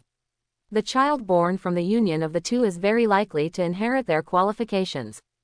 The gambling time passed quickly, and Kazuma Kobayakawa and Tsunade, one of the Sannin, started a fight in the bedroom. Because of the presence of the child, his movements seemed a little cautious. As Anko and Tsunade became pregnant and began to raise their children, Kazuma Kobayakawa's life became normal again. He had no time or energy to find Kunoichi anymore. During this period of more than a month, his energy was mainly used in practicing ninjutsu and mainly practicing Rasengan. After more than a month of practice, Kobayakawa Kazuma finally raised the completion rate of Rasengan from 13% to 20%. When the completion rate of this ninjutsu reached 20%, Kobayakawa became more familiar with this ninjutsu that does not require seals. New promotion. Instant Rasengan no longer requires more than 10 seconds of chakra condensation and compression. Rasengan can be completed by just raising your hand, reaching the peak of power and form. Today, Kazuma Kobayakawa has reached an entry level in the development of Rasengan. He can now use Rasengan as quickly as the original 4th generation Namikaze Minato, who can do it easily. Soon, the day came to meet up with Hoshigaki Kisame. During the day, Kazuma Kobayakawa was still handling official duties in the embassy, and even reported today's intelligence to Kurigakure. When the sky was completely dark, he summoned the only 3 Chunin left in the embassy. After tonight, the mission of the Mist Shinobi Embassy will end, and Kobayakawa Kazuma will also escape from Konoha. Kazuki, take your brothers to the mountain east of Konoha village and hide there waiting for me. You have been in Konoha for more than 10 years, and it's time to return home with honor. Looking at Chunin kneeling in front of him, Kobayakawa Kazuma casually drew a pie. Yes, Kazuki was quite excited. With this military exploit and more than 10 years of staying in Konoha, they can definitely be promoted to special jonin easily. At that time, his treatment and status in the village will undergo earth-shaking changes. After being away from home for more than 10 years, returning to the village now is a return to his hometown in glory. Whether it is your elderly parents or your wife who has been waiting for you for more than 10 years, you can be proud of yourself. Pictures kept flashing through Hizai's mind, and his memories of his parents and wife were very blurry. He didn't know if they felt the same about him. When I return home this time, I must make up for the lost time over the years. Let's go, follow the route I directed. After 20 minutes, I will set fire to the embassy to attract Anbu's attention.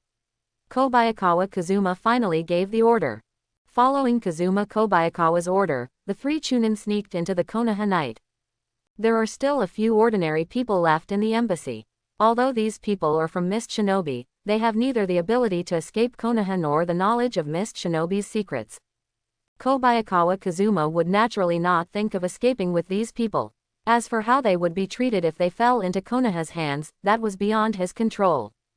Fire style. Dragon fire technique. About 20 minutes later, a fire dragon penetrated the living room and archives room of the embassy, as well as the leafy sakura tree in the courtyard.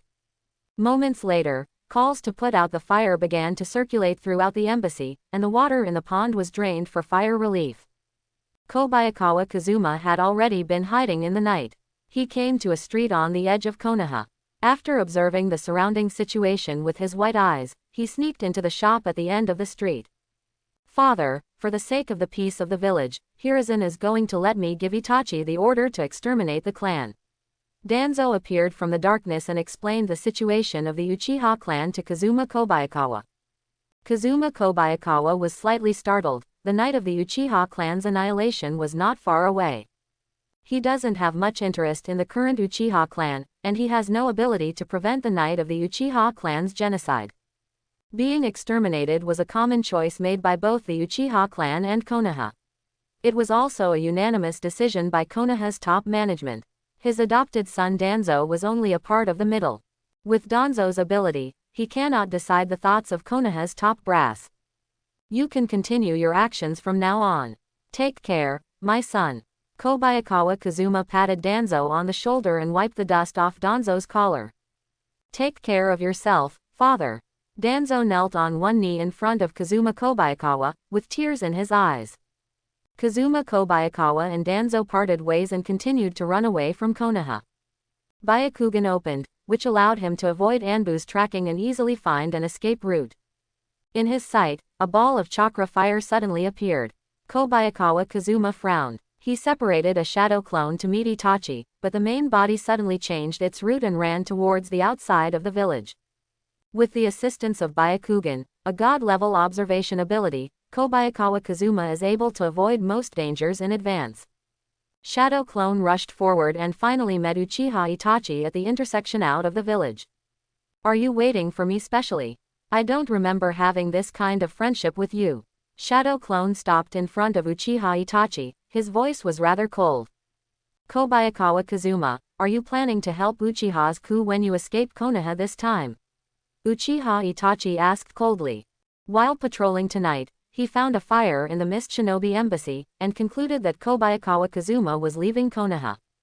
Later, he easily guessed Kazuma Kobayakawa's escape route based on Anbu's schedule tonight. I don't have such noble sentiments. What does the family affairs of your Uchiha clan and Konoha have to do with me, Kazuma Kobayakawa? Kazuma Kobayakawa spread his hands and said speechlessly. In the past few years in Konoha, everything he should do has been taken care of overtly and covertly. To be honest, he didn't really want to do the task of helping Uchiha's coup. After all, this nonsense meant nothing to him. I will stop Uchiha's coup, and your Mist Shinobi plan will not succeed. Uchiha Itachi opened the Sharingan, and he did not choose to attack Kazuma Kobayakawa, but said softly, take care of my mother and brother, otherwise, one day, I will kill you. The illusion unfolds, and Shadow Clone's Magatama is not enough to fight against Tsukuyomi. Shadow Clone listens to Itachi's threats and advice over and over again in the world of illusion. Of course, it was already late at night when Kobayakawa Kazuma found out about Itachi's words. All the way to the foot of the mountain far away from Konoha, Kobayakawa Kazuma successfully met up with 3 of his men at the agreed place. After meeting, the 4 people, led by Kazuma Kobayakawa, headed towards the location where Hoshigaki Kisame was stationed. At dawn, Kobayakawa Kazuma finally saw Hoshigaki Kisame and Mist Shinobi's companions deep in the forest. None of the men were wearing Mist Shinobi forehead protectors due to the secrecy of their mission, and they had been surviving in the wild for months without making a fire. "This is the first time I'm on a mission with you, Kazuma Kobayakawa." Seeing Kazuma Kobayakawa and others appearing, Hoshigaki Kisame shook hands with Kazuma Kobayakawa. The two have known each other for many years, but they have never had the experience of completing a mission together before. Even when they escorted the Uchiha clan to escape a few months ago, it was only the shadow clone of Kazuma Kobayakawa. Kazuma Kobayakawa sighed softly and asked, "Mr. Kisame, when the day of the coup happens, will we be the only ones to break into Konoha?" He didn't feel pity for these ninjas, but simply felt that there was no need to let these people die. After all, these people are also the ninjas of Mist Shinobi, and they can be said to be the backbone of Mist Shinobi. Kurigakure is at a prime time to employ people now, and it's really not worth it if these talented people die because of something like this. Of course, the Uchiha clan will contain most of Konoha's high-end forces, including the Hokage, and we will go straight into the hinterland of Konoha to relieve the Uchiha clan's pressure on the battlefield. Hoshigaki Kisame continued to explain the battle plan. In his eyes, regardless of whether the task is outrageous or not, performing tasks is the bounden duty of ninjas. As for what Kazuma Kobayakawa said, it goes against the Mist Shinobi ninja's way of ninja. Seeing that there was no way to convince Hoshigaki Kisame, Kobayakawa Kazuma couldn't say anything else, so he had to call 3 of his subordinates together. After spending several years together in Konoha, Kobayakawa Kazuma couldn't help but watch these ninjas who had been following him die. When the battle begins, Mist Shinobi's orders will of course come first. But without disobeying orders, it is also necessary to properly protect yourself. Kobayakawa Kazuma warned several subordinates that these 3 people are not orphans like Tomoko, and they all have relatives in Kurigakure. After working hard for Mist Shinobi for more than 10 years, it would be really not worth it if he died for this idiotic mission. Of course, Kazuma Kobayakawa did not think that this task was still necessary. Because, most likely before their mission began, the Uchiha clan, which was the main force in the war, had been exterminated. The main force has been exterminated, why do you still do this nonsense mission? The 3 of them nodded in agreement. Faced with this final task, they did not intend to do their best to complete it. No matter Konoha or Uchiha, they are enemies in the eyes of Kurigakure's ninjas. Whose life or life does it matter? Perhaps, the task of helping the Uchiha clan coup is for the better development of Mist Shinobi, but this vague strategic goal does not mean much to the individual. It's just that the ninja's bounden duty is to obey orders, so even if it doesn't make sense, they will sacrifice their lives without hesitation. Kobayakawa Kazuma quietly waited for the order to execute the mission. He took cold water and took the soldier's food pill to restore his physical strength and chakra. I was used to living a good life in Konoha, but now I feel a little uncomfortable returning to the ordinary life of a ninja. In this way, Kobayakawa Kazuma and others were always waiting outside for the signal of the coup, waiting for the opportunity to enter Konoha. Kazuma Kobayakawa was of course prepared to run away. On the day of the coup, he secretly observed the situation with his Byakugan and asked Shadow Clone to take the lead. Once the situation is truly irreversible, you must at least protect yourself. His idea is very simple. When his 3 children are born, his strength will undergo a rapid growth. By then, he can easily grow to the level of Sannin in Konoha. It would be a shame to die here. In the blink of an eye, 3 more days passed. At night, Kazuma Kobayakawa ate hard and fishy dried meat and chatted with Hoshigaki Kisame. I will sneak into Konoha later to inform Mist Shinobi's spies. When the war comes, they will cooperate with us internally and externally. Hoshigaki Kisame swallowed the pills in his mouth and said, Be careful, the news of the Uchiha clan's coup has been leaked, and now is the time when Konoha's security is the tightest. Kobayakawa Kazuma warned. Asking the spies to cooperate is something we will do tonight. Before tonight, the Mist Shinobi spies had no idea that people like Hoshigaki Kisame existed, let alone helped Uchiha's coup. The coup plan is of great importance and must be extremely careful. Therefore, Hoshigaki Kisame will inform the spies only when they are needed to prevent the information from leaking. Don't worry, I've performed many missions, and I won't reveal my secrets so easily. Even if I get caught, at worst, you can continue the mission. You must carry out the orders of Mr. Watermelon Duguki. Hoshigaki Kisame smiled, showing his jagged teeth. He put the ninja sword behind his back and turned to leave. He's a Tong, Mist Shinobi, and everyone sat together, chatting about insignificant topics, talking about the Kunoichi of Konoha, with a lewd smile on their faces. Do you know who I admire the most? It's Mr. Kazuma Kobayakawa. In just a few years after taking office in Konoha, he has slept with several beautiful Konoha Kunoichi. This is something that even the Ten Naoya-sama can never achieve, the height of. As soon as Kazuki spoke, a group of Mist Shinobi ninjas laughed out loud. A group of males who haven't seen women all year round. Who doesn't have fantasies about Kunoichi? Suddenly, Hoshigaki Kisame, who was about to leave, sniffed the scent. His expression changed and he said in a deep voice, "Someone is coming, and it's an enemy." Kobayakawa Kazuma took 2 steps back and quickly opened his Byakugan where Hoshigaki Kisame couldn't see him. The scenery in front of him changed. In front of his sight, a ball of chakra fire appeared. The huge amount of chakra was almost equivalent to 3 Kakashi. Is it a ninja who appeared by chance? Appearing here at this time really makes people daydream. Kobayakawa Kazuma shifted his gaze and continued to observe the surrounding situation. 2 more identical chakras appeared in front of them. These 3 people came from different directions, but their destinations were all the same where Kurigakure was stationed. Kazuma Kobayakawa made a brief comparison and immediately discovered that there was a big problem. These 3 people were probably shadow clone. The chakra amount of 1 shadow clone is equivalent to 3 Kakashi. This shows how huge the chakra amount of the visitor is. Even if it is compared to myself, I am afraid it will be better. Run away. Without any further words, Kobayakawa Kazuma immediately issued the order. As Kazuma Kobayakawa's voice fell, attacks appeared from both directions at the same time. Fire-style ninjutsu and wind-style ninjutsu appeared at the same time, and they gathered together in front of Kazuma Kobayakawa and others. Fire-style and wind-style merged with each other, creating a large-scale explosion, and a burst of fire instantly engulfed the ninjas who were chatting just now. Because of the impact of the explosion, Kazuma Kobayakawa had to cover his eyes. When the shock wave ended, there was only scorched earth and sea of fire left in front of him. In the sea of fire, more than a dozen Mist Shinobi ninjas had turned into charred corpses, exuding bursts of corpse stench. Kazuki had also disappeared into the sea of fire. Hoshigaki Kisame, you have to take care of my family for me. A ninja looked at Hoshigaki Kisame. His limbs had been blown away and his face was covered with black marks. These people, who were full of longing for the future just a second ago and were looking forward to completing their tasks and getting recognition from the top management, are already dead here. Hoshigaki Kisame only had time to protect himself with the water prison technique, and there were a few small scratches on his face from the stones blown away.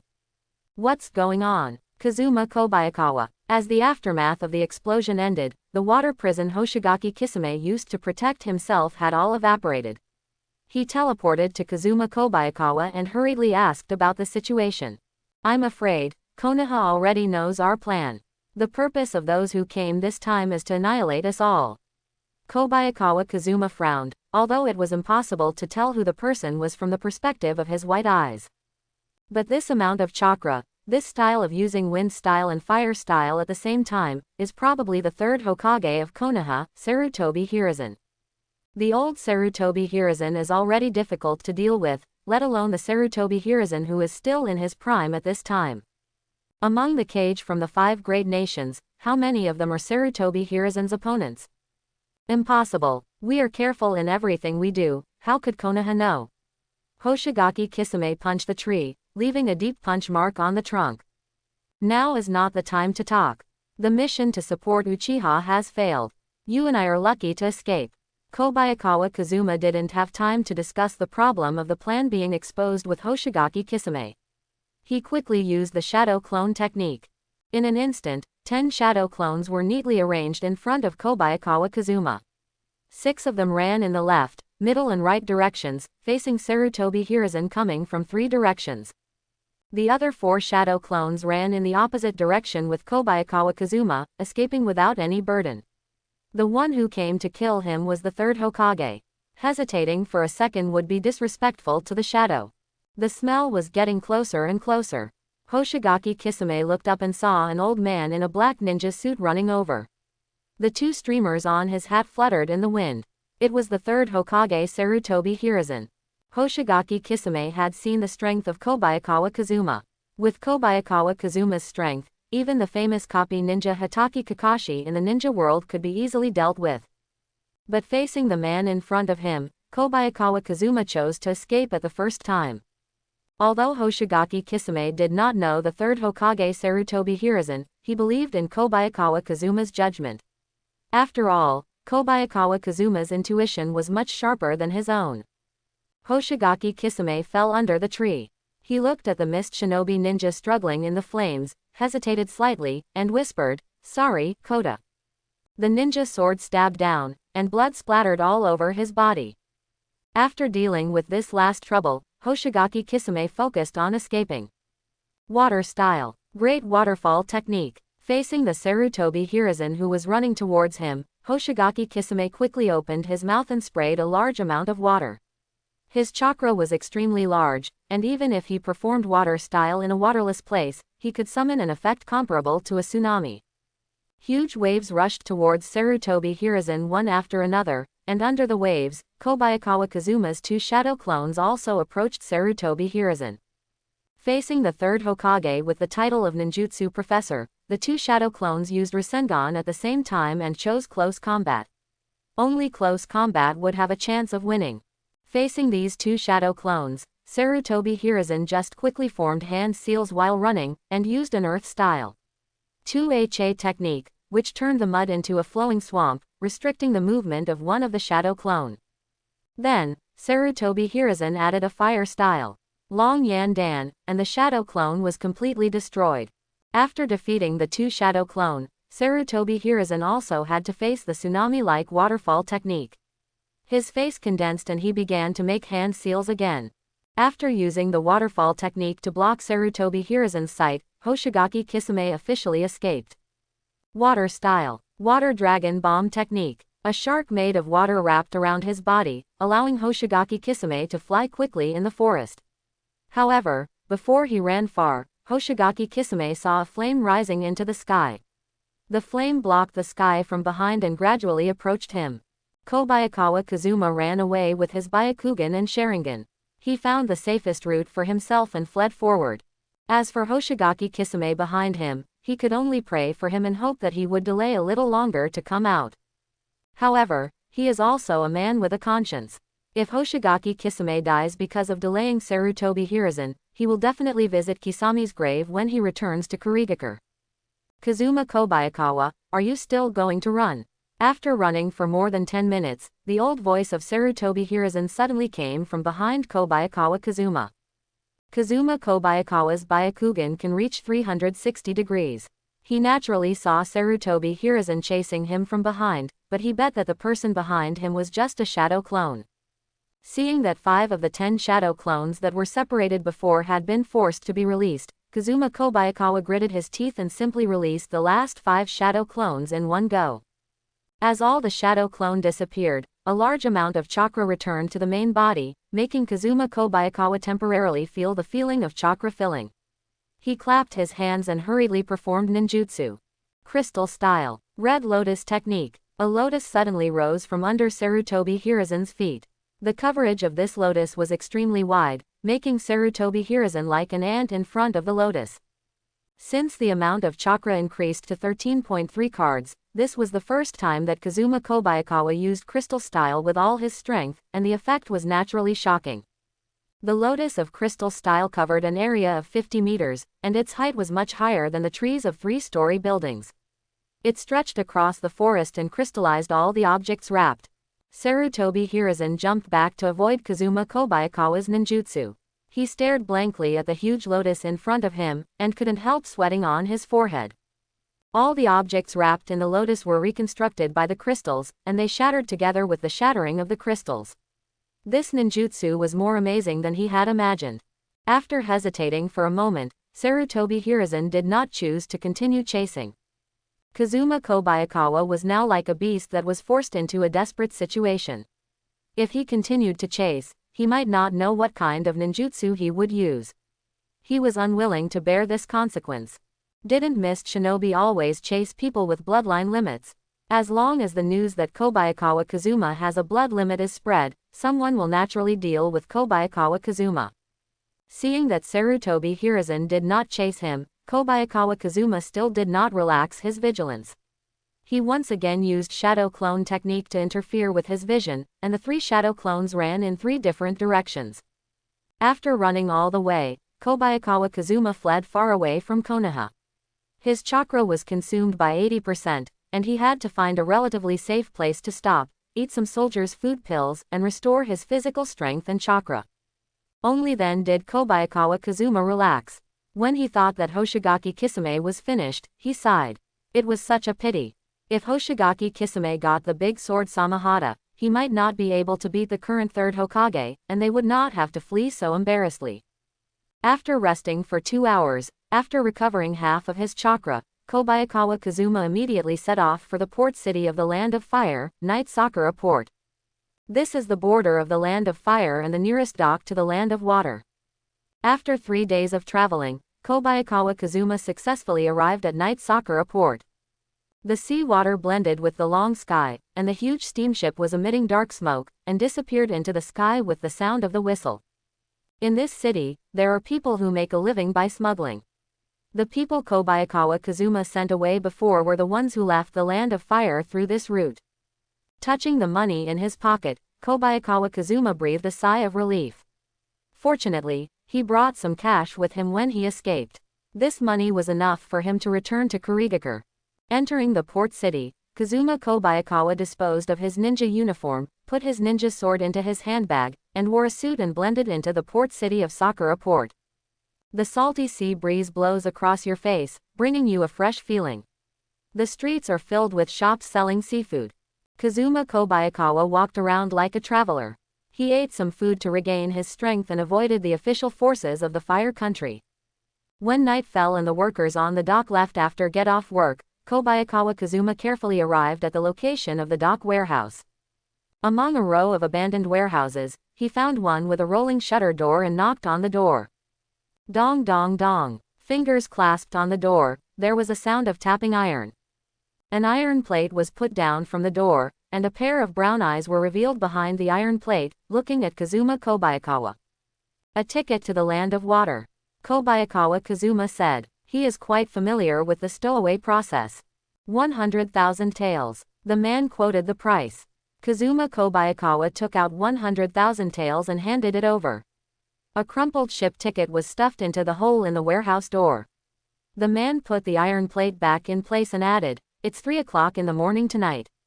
Looks like I'm lucky." Kazuma Kobayakawa smiled. Normally, the boat from the country of fire to the country of water was smuggled in once a week. I was really lucky to be able to get on the boat the same night I bought the ticket. The sooner you leave the country of fire, the sooner you can escape Konoha's pursuit. However, Kazuma Kobayakawa had to think about the next trip. Kurigakure must go back, but when and how he will go back are all things he needs to think about. The Uchiha clan was wiped out, and the Mist Shinobi's forces were wiped out by Sarutobi Hiruzen alone. He had every reason to believe that the person who betrayed them was the senior Kurigakure. Moreover, this person is most likely his and Hoshigaki Kisame's direct boss, Sugwa Yamatoki. Only Watermelon Yamatoki knows the specific location where their Mist Shinobi is stationed, and knows the time when he and Hoshigaki Kisame met. Now brazenly returning to Kurigakure, what awaits him is definitely not glory and reward, but most likely a butcher knife, the butcher knife from Mizukage and Watermelon Dolphin Demon.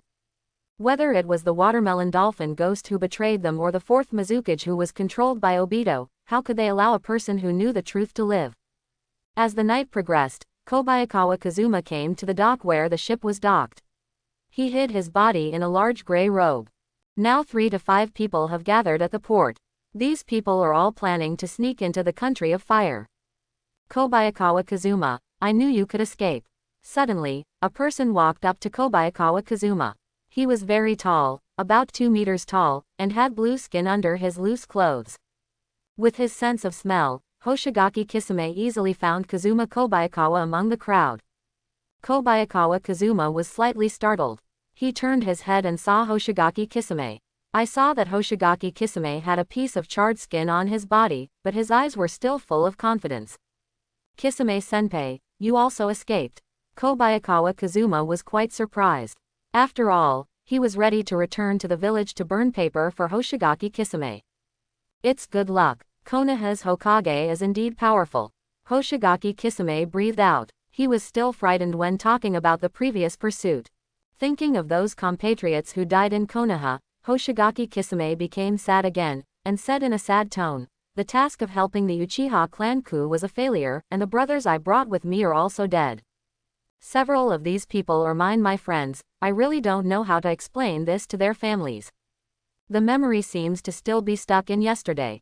That guy Kota Seijo said goodbye to his newly pregnant wife, and headed to the land of fire without hesitation with the idea that a man should make a contribution.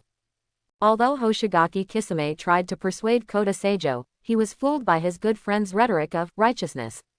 Kota Seijo may not be strong, but his will to water is stronger than anyone else. Kisame-senpai, do you feel that something strange happened? Kazuma Kobayakawa reminded. Hoshigaki Kisame frowned and asked coldly, do you want to say that someone betrayed us?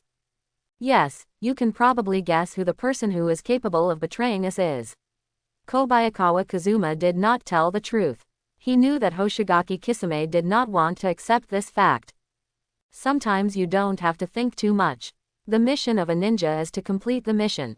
Hoshigaki Kisame clenched his fists hard, and his heart was a little shaken. The mission of a ninja is to complete the mission. But, what if the mission content is to die? Should he let his comrades who have been with him for many years die? After arriving in the Kingdom of Water, I will not return to the village for the time being. I hope you can treat me as if I have died in the battle. Kazuma Kobayakawa emphasized. Now that the limit of blood inheritance has been exposed, it is safer for him to be dead. If he dies during the mission, he may be portrayed as a hero by the village, but if he lives, knowing too many secrets of Mist Shinobi, he will probably become a corpse. I got it. Hoshigaki Kisame snorted and advised. We have all escaped from the third Hokage. Don't die in the Kingdom of Water, Kazuma Kobayakawa. Seeing the fishing boat parked in front of him, Hoshigaki Kisame boarded the boat first. He hid in the cargo hold of the fishing boat, like most stowaway passengers. 5 days later, as the first ray of sunshine rose in the morning, Kazuma Kobayakawa stepped onto the land of water. Hoshigaki Kisame set off in the direction of Kurigakure. Kobayakawa Kazuma went to Oso village, and the two separated again. Hoshigaki Kisame walked in a hurry. When he was thirsty and tired, he stopped to take rice pills to satisfy his hunger. When chakra recovered to a certain extent, he started on his way again. Now, he desperately wants to verify the truth in his heart. Thanks to the efforts of Hoshigaki Kisame, the originally 2-week journey was completed in just 3 days, and he arrived outside Kurigakure. In midsummer, Kurigakure is shrouded in thick fog, and the blue-black buildings are hazy. It's really unbelievable. Is it really you who betrayed us? Mr. Hoshigaki Kisame. Hoshigaki Kisame stood on the top of the big tree, looking at Kurigakure from a distance, and he was confused. I still remember that a few years ago, when he had just become a Jonin, he was spotted by the watermelon dolphin ghost and joined Mist Shinobi's intelligence department. For the sake of the village and information, he can kill his companions on missions together, or he can use swords against relatives and friends. He understands very well that the interests of the village are above all else, and anyone can sacrifice for the village, including himself. However, is he really worthy of the village he has devoted everything to and the watermelon dolphin ghost he is loyal to? Are they really worthy of the information they have brought through life and death? Is he worthy of those compatriots who died because of intelligence? Is he worthy of the ninja sword in his hand stained with the blood of countless compatriots? Hoshigaki Kisame did not go through the main entrance. When night fell, he sneaked into Kurigakure. He has been a spy many times, so it is not difficult for him to sneak into a village with weak defenses. Hoshigaki Kisame thought clearly. Since he wanted to find the answer, the first stop was naturally the home of the watermelon dolphin ghost. If the watermelon dolphin ghost and Konoha are colluding with each other, then, no matter how well handled, there will still be some clues. It was pitch dark, and Hoshigaki Kisame sneaked into the home of the watermelon dolphin demon and searched around using the moonlight shining through the window. This member of the 7 ninja swordsmen, whose status is second only to Yagura, lives a frugal life. There are no luxuries in the room, and even the most basic tables and chairs are of very old styles.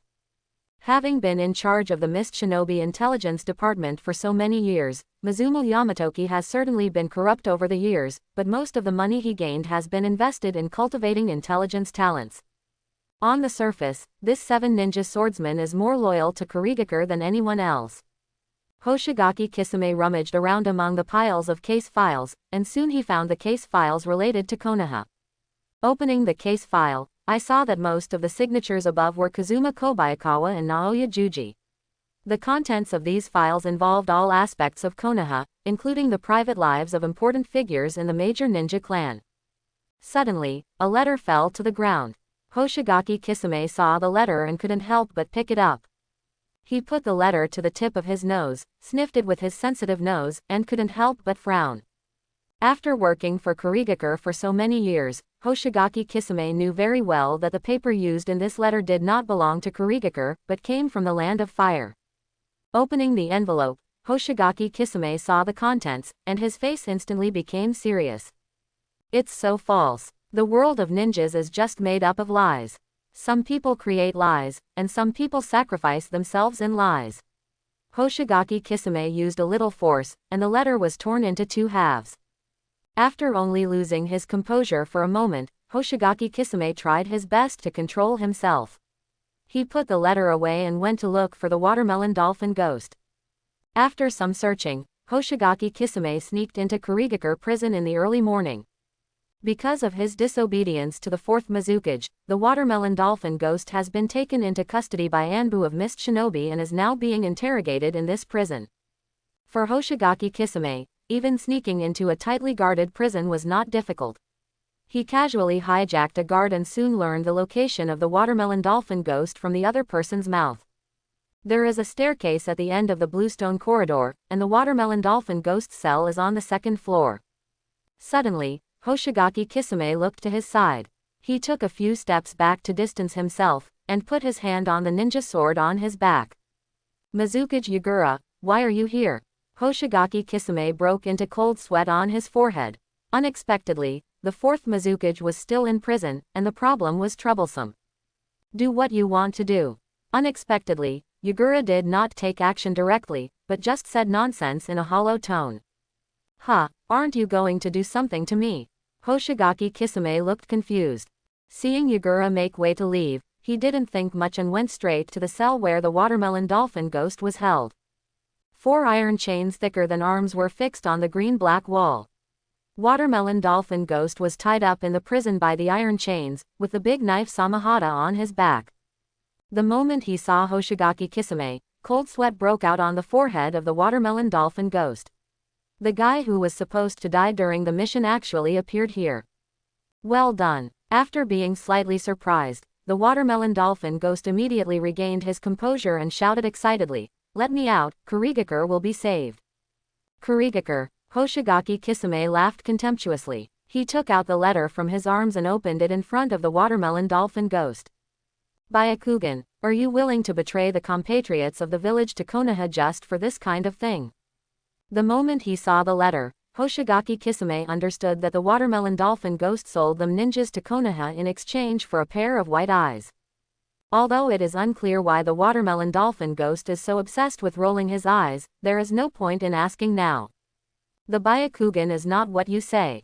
Watermelon dolphin ghost asked. Kisame, aren't you curious why Mist Shinobi became like this? 4th Mizukage Yagura, he was also a Mizukage who worked hard to cure. Hoshigaki Kisame, however, drew out the ninja sword from his back and struck the watermelon dolphin ghost with one strike. Now, he just wants to avenge those compatriots who were killed. It was so ironic that the watermelon mountain dolphin demon who had always taught them to protect information with their lives gave their information to Konoha. It doesn't matter what happens to Mizukage and the village now. Hoshigaki Kisame threw the ninja sword aside. He picked up the big sword Samahata and put it on his back. Even the 7 ninja swordsmen are nothing more than rubbish. They would give up the lives of their compatriots just to look down upon them. The huge body of the watermelon dolphin ghost fell into a pool of blood. His eyes were full of unwillingness and his breathing gradually became weak. Suddenly, the image of 3rd Mizukage Ghost Agi appeared in front of him. 3rd generation Sama, I still failed to protect our village. The watermelon dolphin ghost stretched out his hand to the Ghost Agi in front of him, his expression gradually relieved. No matter how hard he tried, he still couldn't save Kurigakure. Boring. Hoshigaki Kisame glanced contemptuously at the nearly dead watermelon dolphin ghost, and he spat on the watermelon dolphin ghost. With the end of the 7 ninja swordsmen, Hoshigaki Kisame felt an unspeakable loneliness in his heart. At this moment, he lost the meaning of living as a ninja.